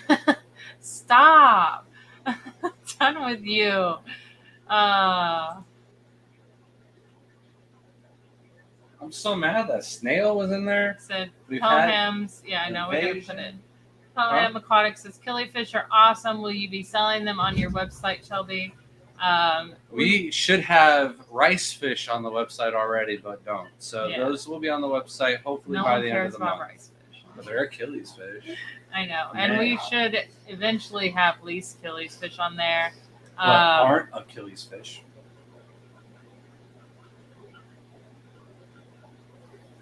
They are Achilles fish. We'll get some of the bluefin killies and the chrysotis, the fungulus chrysotis on the website too. The golden top killie. And then it's the fungulus chrysotis, which is the golden top minnow Achilles fish. And you threw me off so much. But the first actual Achilles fish that would probably be going up on the website would be our firemouth Achilles fish, which are can't remember the name of them right now, but firemouth Achilles fish. Oh my goodness gracious. Fish said they got them from Lucas. Lucas will not give me Achilles fish. We battle for Achilles fish, okay? That's not true. Lucas wants more people to breed out the Achilles, so. But we also have American flagfish too. Yes, that is true. Robert says, going to start another tank, thinking of trying a K2May double red line. Do you know what it buffers the pH to? Thickness will be about 2 inches. So it definitely does down to 6. I'm not sure how low below 6 goes. Yeah. We only have the API drops. Those only go down to 6. So anything lower than 6, I am unaware of. I know we need to get a pH probe meter and stuff like that, but as long as it's less than 6.5, I really don't care. So I've never really looked into it. I can only read so fast. I'm so sorry. This Achilles fish over rice fish. Rice fish is Achilles fish, though. Now the rice fish have been real. Are you talking about the blue Medaka, blue? They're the blue Japan. Yeah.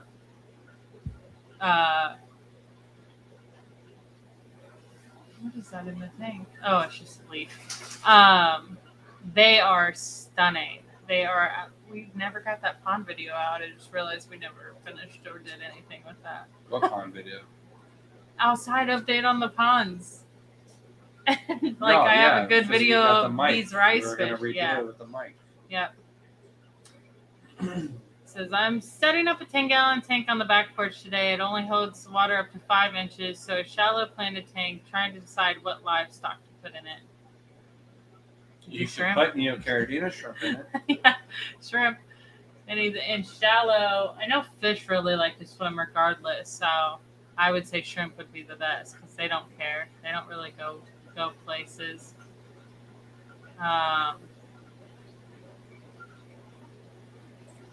Jeff said, "Oh, how is the license for selling pygmy sunfish coming along?" We just need a file for it, and so there's been 2 things that have been stopping us from doing the commercial fishing license. One is the time. The time is coming up as soon as we get Jaden's room done. That's almost done, so in another 2 weeks, the time will be here. The other thing was I didn't want to go out and catch fish and just be another person that's just 50% of what I catch survives, and then another 50% of what in the tank dies. And I don't want to do that to the fish. So I don't want to go out and collect 100 lease killies and know that half of them are going to die before we get home.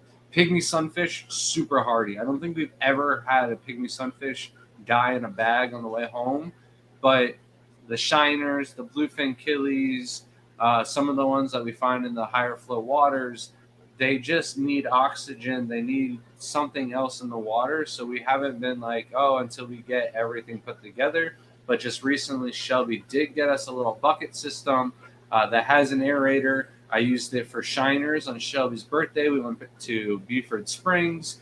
I caught a bunch of shiners, but I used them all for bait. But the aerator kept them all really nice. So that way I had good, healthy bait. Caught a few sunfish, a few bluegill, one little bass.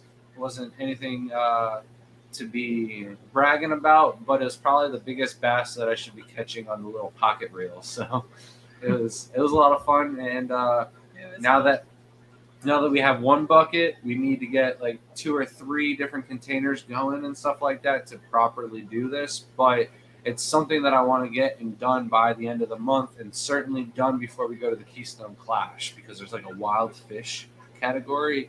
We've got to win that.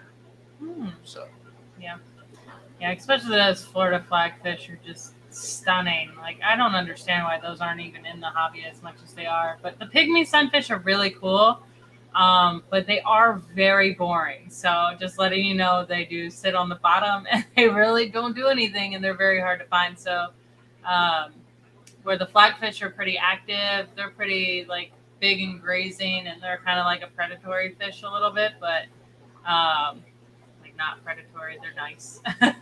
And they just swim around quite a bit and come up for that food. And in 2 weeks, we're making a trip to the Everglades, so I will probably have the commercial fishing license by then, so that way we can catch a bunch of non-natives and stuff like that, bring them home. and start selling them and taking care of that invasive species problem down south. Yeah. Boots and Cats says, I want to try Gudaids. They are a really easy fish. I'm surprised. It's just because they're not as colorful for people. That's why people shy away from them, but they are super easy. We have them on tap water, and they're breeding in the tank together. Like I have the tequila Gudaids, and they are breeding in the tank, no problem, enjoying their little tank, and it's 10-gallon. And I mean, and then I did separate the female. You'll see she actually holds the babies for a long period of time. So they actually come out quite big. It's kind of weird. It's freaky. But you'll see, like, she gets really swollen. Best option is to have a tank, like, next to her cycled at the same time. Scoop her out, put them in the tank, and then watch every day for the release of the babies and scoop her back out and put them. And I had 15 babies survive. The only bad side of Gudaids is they are very slow growers, so it takes forever. But they do breed earlier than most fish, so they're like this big breeding compared to like how big they really get. Probably one of my favorite fish. They seem like they're like a cichlid almost. Yeah, for a live bear, they've got the personality of a cichlid that doesn't mess up the plants and move all the substrate. So they're a lot of fun. Yeah. They always look hungry. Chiller Method said, I want some of your Florida native sailfin mollies. They are incredible looking. We are so close to it. We've already been discussing and already have everything laid out. It's just a matter of time and me taking the 2 minutes to do it. So, but yeah, it will be something where they will be taken care of and ready for everyone. If you want sailfin mollies, though, I could already sell those because we've been breeding those for quite some time. So all of the sailfin mollies that are in our swimming pool have been bred by us. So it might just take me a night of collecting and dip netting in my own swimming pool, but I can definitely get you sailfin mollies already. So if you want those, you can email us, thegardenofeater@gmail.com. I don't even know prices or a fair cost or anything on those. I haven't even looked into them yet. So it would be pretty much like whatever low-end market price is for them. And it's Alex's fault. He's like, hey, dude, do you got somewhere I could put all these fish? And I put them in a muck bucket, and they made it from the muck bucket into my swimming pool. So yeah. It's weird because the first person that saw them too was like, "What's that blue thing swimming in your pool?" Is it a guppy? I'm like, no, it's not a guppy. Like, no, I think it was Sam. Sam's like, no, you got blue guppies in here. I'm like, no, dude, it's just the lapatina. I don't know. Can't say it right. Mark's got me messed up. Yeah, they're really cool though. I'm hoping to get the flagfish breeding as well. My thing is, I really want to not have wild caught. It would be, we want to breed them and then sell the breeding, just because they'll be so much easier for someone to transition and have them on their own, where wild caught usually does have that they might not breed kind of thing. But congratulations on Discus Baby vibes. That's pretty cool. That's awesome. I'm hoping that we get angelfish babies. We've had 2 pairs pair up in the house and have eggs, but we had nowhere to put them. So hopefully with the garage and the new tanks, we'll have somewhere to put our eggs, because the same thing happened to Corey cats and things like that. We're having things breed and we have nowhere to put the eggs. That's why we also need more tanks. So that is pretty cool. And I thought we were going to cap out the house at like 500 aquariums, but like with everything going on in the garage, I think we could do 600 now. Even Richard Reynolds had some sailfin mollies that he caught. Yeah, the sailfin mollies are pretty easy to catch. Well, I'm glad you're alive. That's all that matters. It's a great story, Crip, if I can tell it. I just want to tell the meme part of it. I about died when I saw the meme. I was like, oh my god! At least he's taking it good, not in a bad way. Jeb said, Shelby, I have to keep my flag fishing with large fish so I don't get overrun by them. Oh, wow. And we actually did have some with our Madagascar. No, what are those? Yeah, the Madagascar rainbows. But they were also with I almost called them Madagascar the Fungulus chrysota. They were with the angels. There was a lot of fish in that tank at one point. I do have them all separated into a tank that is just for breeding. I don't think they like each other because they're not doing nothing. But that is crazy.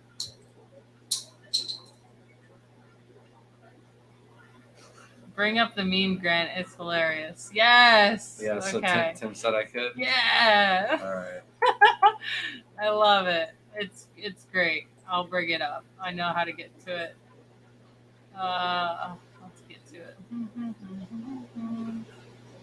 So, the Jerry spray. So before we bring up the picture, Crip has made plans to go to the Keystone Clash since last November. And just recently, his sister had just of yesterday booked an entire wedding the same weekend as the Keystone Clash. So Crit tells me the story and then hits me with this meme, and I just lost it. I was like, oh my god, this is hilarious. So I'm not gonna read it, but basically watch my sister get married or go to an aquarium event, and then it's him just straight to the aquarium event.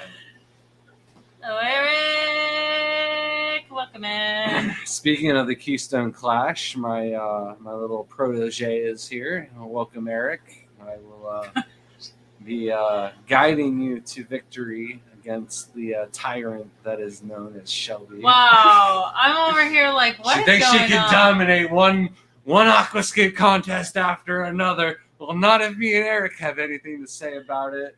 This is the best meme ever. Crap. I'm sorry. It's so great. It's great. It's just like going to Keystone Clash. So if anybody was wondering where Crip was, he was sharing that meme with his family. Oh man. But yeah, that's a rough decision, my man. Yeah. Hopefully, yeah. Cloning will be more affordable by then, and you can just make both events. So, Eric, I do request that you have to dance and sing the entire time, which, it's just a thing now. You gotta make it a tradition, or else I'm gonna have to bring like a boombox, and you're gonna have to listen to horrible music,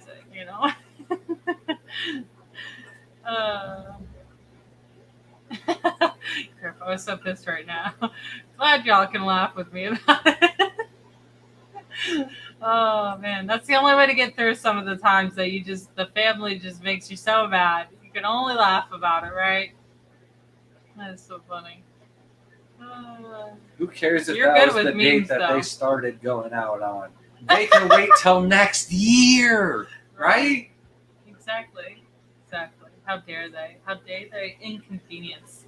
It's 2023. It's an odd number year. Just wait till next year. That's what you need to sell them on. 2024. It's the year. I don't get the whole wedding thing. It honestly makes me so mad. It does. It's such a waste of money, such a waste of time, so much stress to put on a newly coupled thing. Like, I don't know who came up with this, but they suck. It's just stressful, honestly. Eric says, you know me. There will be singing and dancing no matter what. I forgot about the giveaway again. Yeah, I know. I brought it up. That's the only way you brought it up. But yeah, freaking 60 people in here. How many do you got on the giveaway? Right. Hashtag 4th of July, and you'll get this fine galaxy print from Sam Scales. Yep. All right. Do you want to pull it now, or are we waiting in last shot? 30 seconds. Yeah, at 155 of the stream, we're going for it. Full send. If you didn't make it in, I'm sorry. Better luck next week. 37 entries. Maybe 23 of you have already gotten this print here, but if not, hashtag 4th of July. I know. One of these streams will give away shrimp again, or some plants or something. All right, we're ready. Let's go. We're doing this on time for once. All right. Fish fam link giveaway tool, Matt. And let's refresh it first. Let's do this the official way. And let's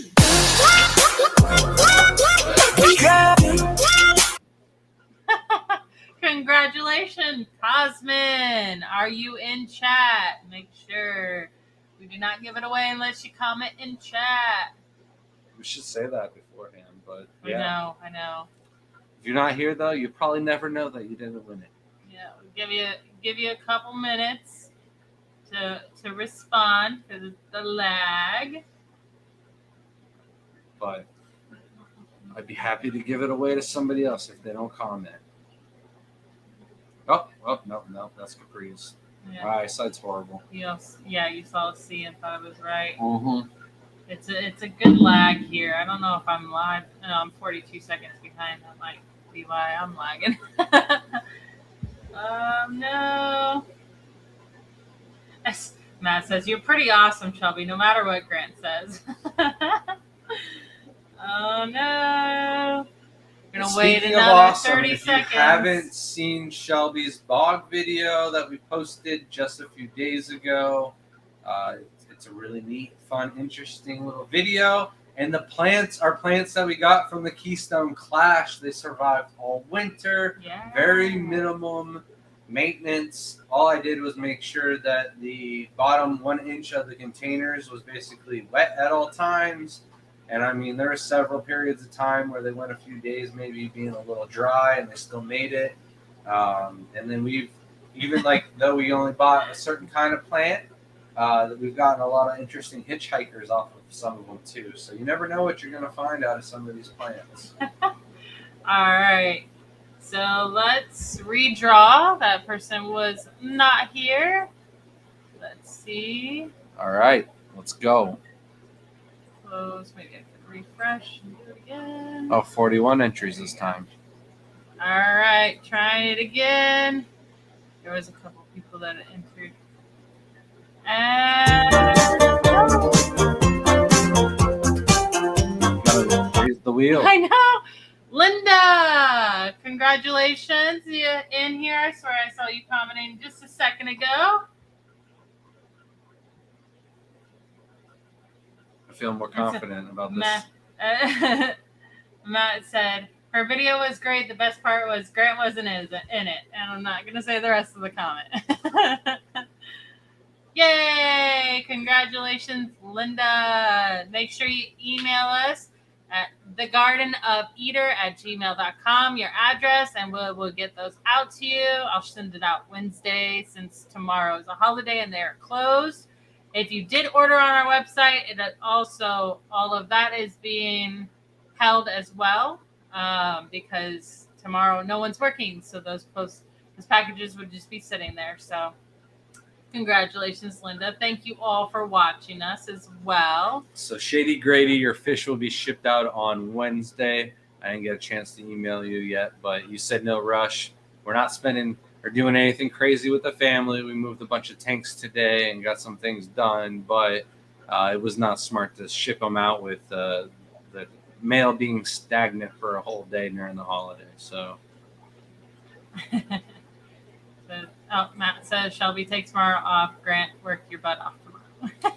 Shelby's actually got to work for corporate, and I will actually be making a large dent in the garage, trying to make room for an entire one of those Husky metal racks to go in there.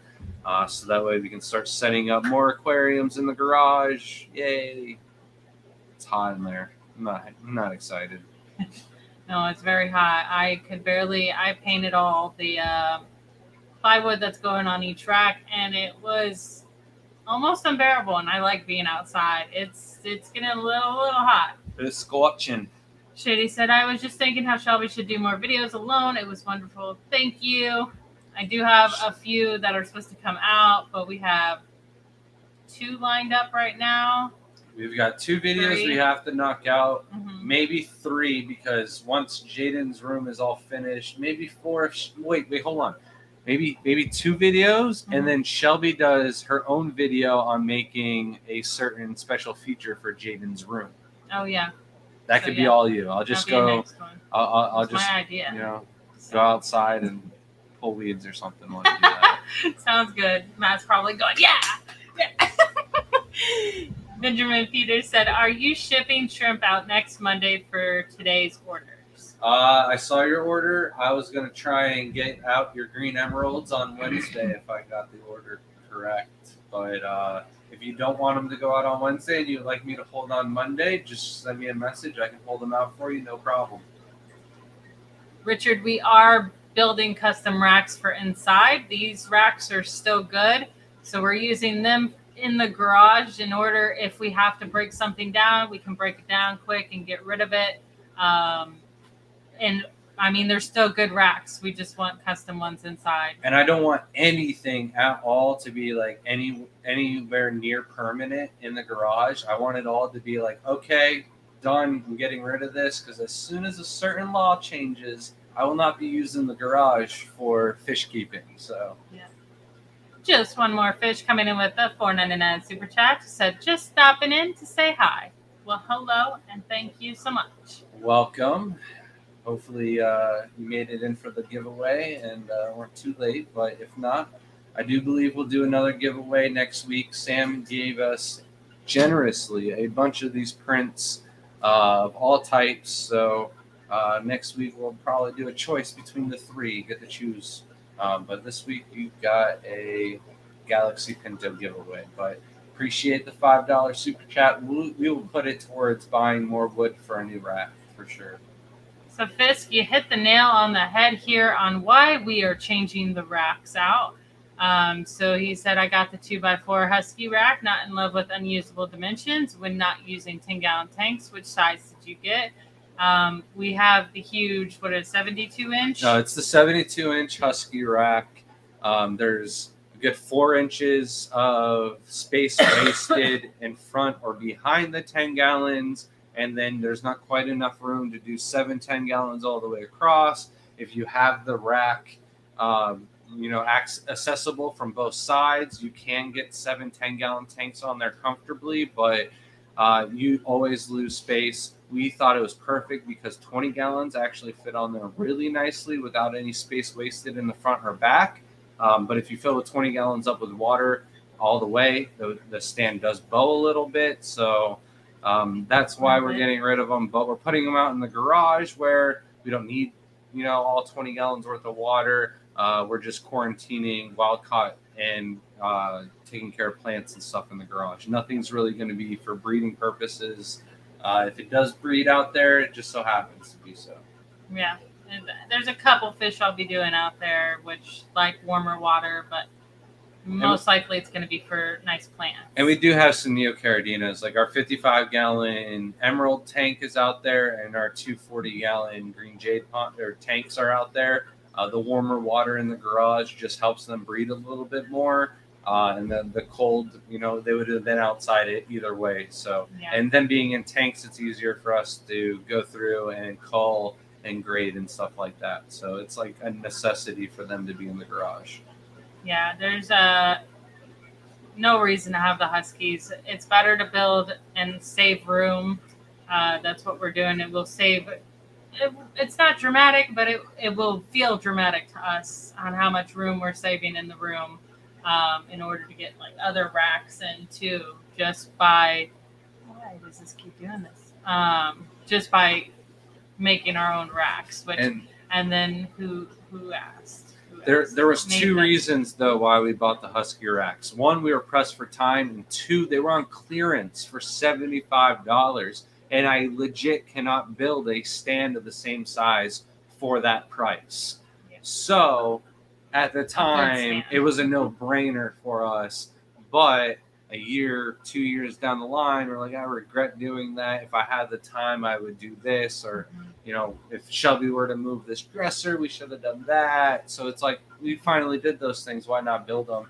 And then, we're going to move them into the garage where I was saving that space for something else. But there's really no point in waiting forever. It's something you definitely want to do. Is build your own. Not only that, the Huskies, they don't come with extra shelving. So you got this much of a gap, which is okay for lighting purposes, and having it mounted up definitely helped with less algae in some of those tanks, I believe. But you can make that for your rack too. So I'm just gonna plan it in.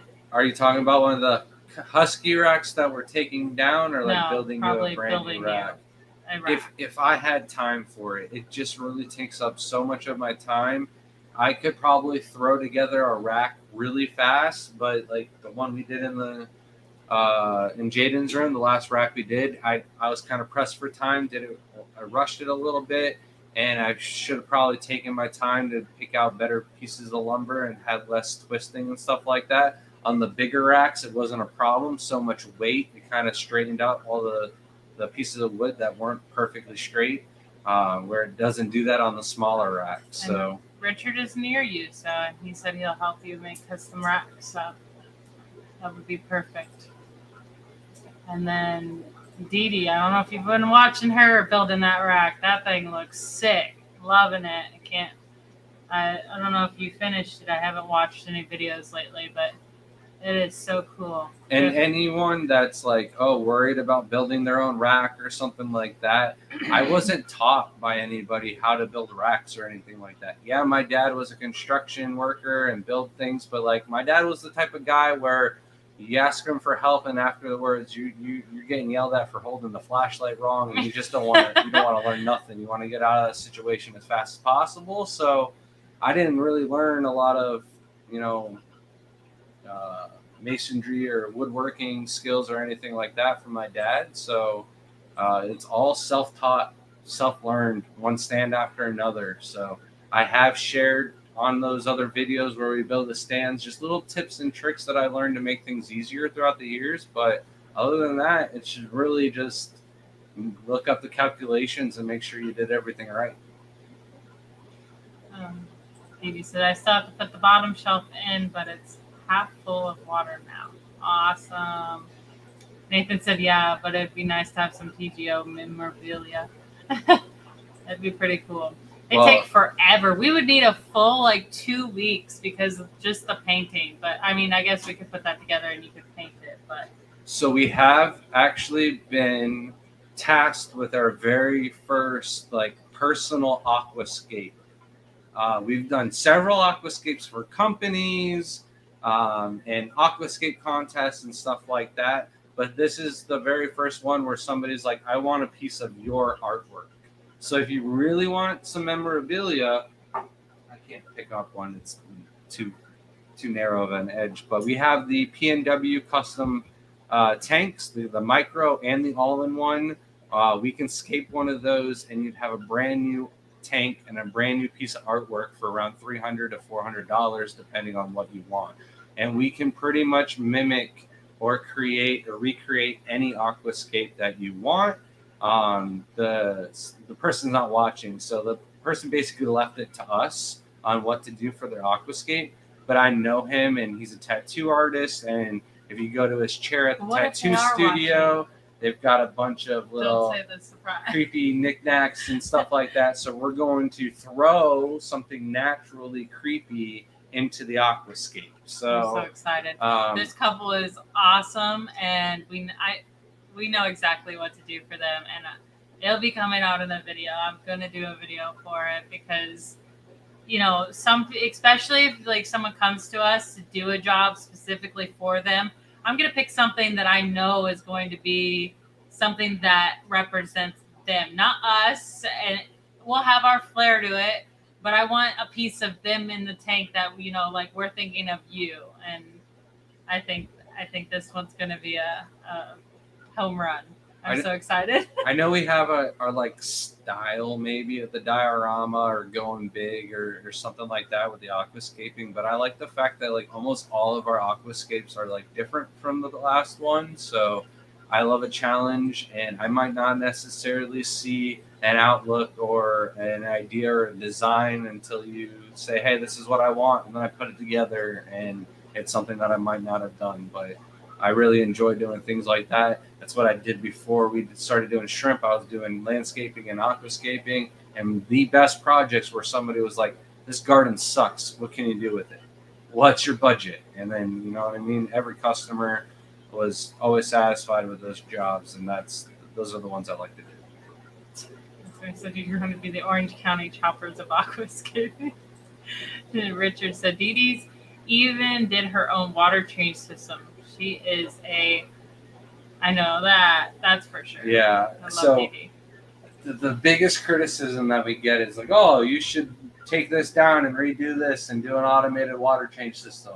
And I'm like, yeah, but if you knew how much space was between this rack and the 110-gallon tank, or the 110-gallon, yeah, I said that right, tank stand, that thing would not have another inch of room in order for guests to be able to come and see all these and make it to this area and stuff like that. So Dr. Anthony was like, oh, I'm not going to be able to fit through it. He had plenty of room, but we start adding automated water changes, and he adds on a couple extra, 20 pounds, and I don't think he's getting through.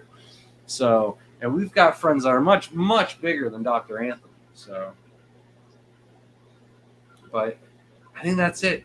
Yeah. 2 hours, 11 minutes in. 11 minutes. We did the giveaway. I didn't even realize it was that long. I mean, after. we wait any longer, it's going to be 4th of July. We're going to have to start celebrating. I know. Roman candle wars in the front yard. That's how we celebrate. I hope everyone has a fun and I thought you were going to say, I hope we have Roman candles left over. We do. That's like the one thing I could find, but we would have started a fire if I lit one of those off during the live stream. So. Yes, you need to not do things like that. I thought about it. No. That'll be something for at home after the kids go to bed. So I hope everyone has a happy and safe 4th of July. Thank you everyone who commented and watched our video tonight, and all the super chat and the new members. We really appreciate you guys, and hopefully we can keep creating great content for you. Thank you for joining us. And good luck keeping all your digits tomorrow. Thank you.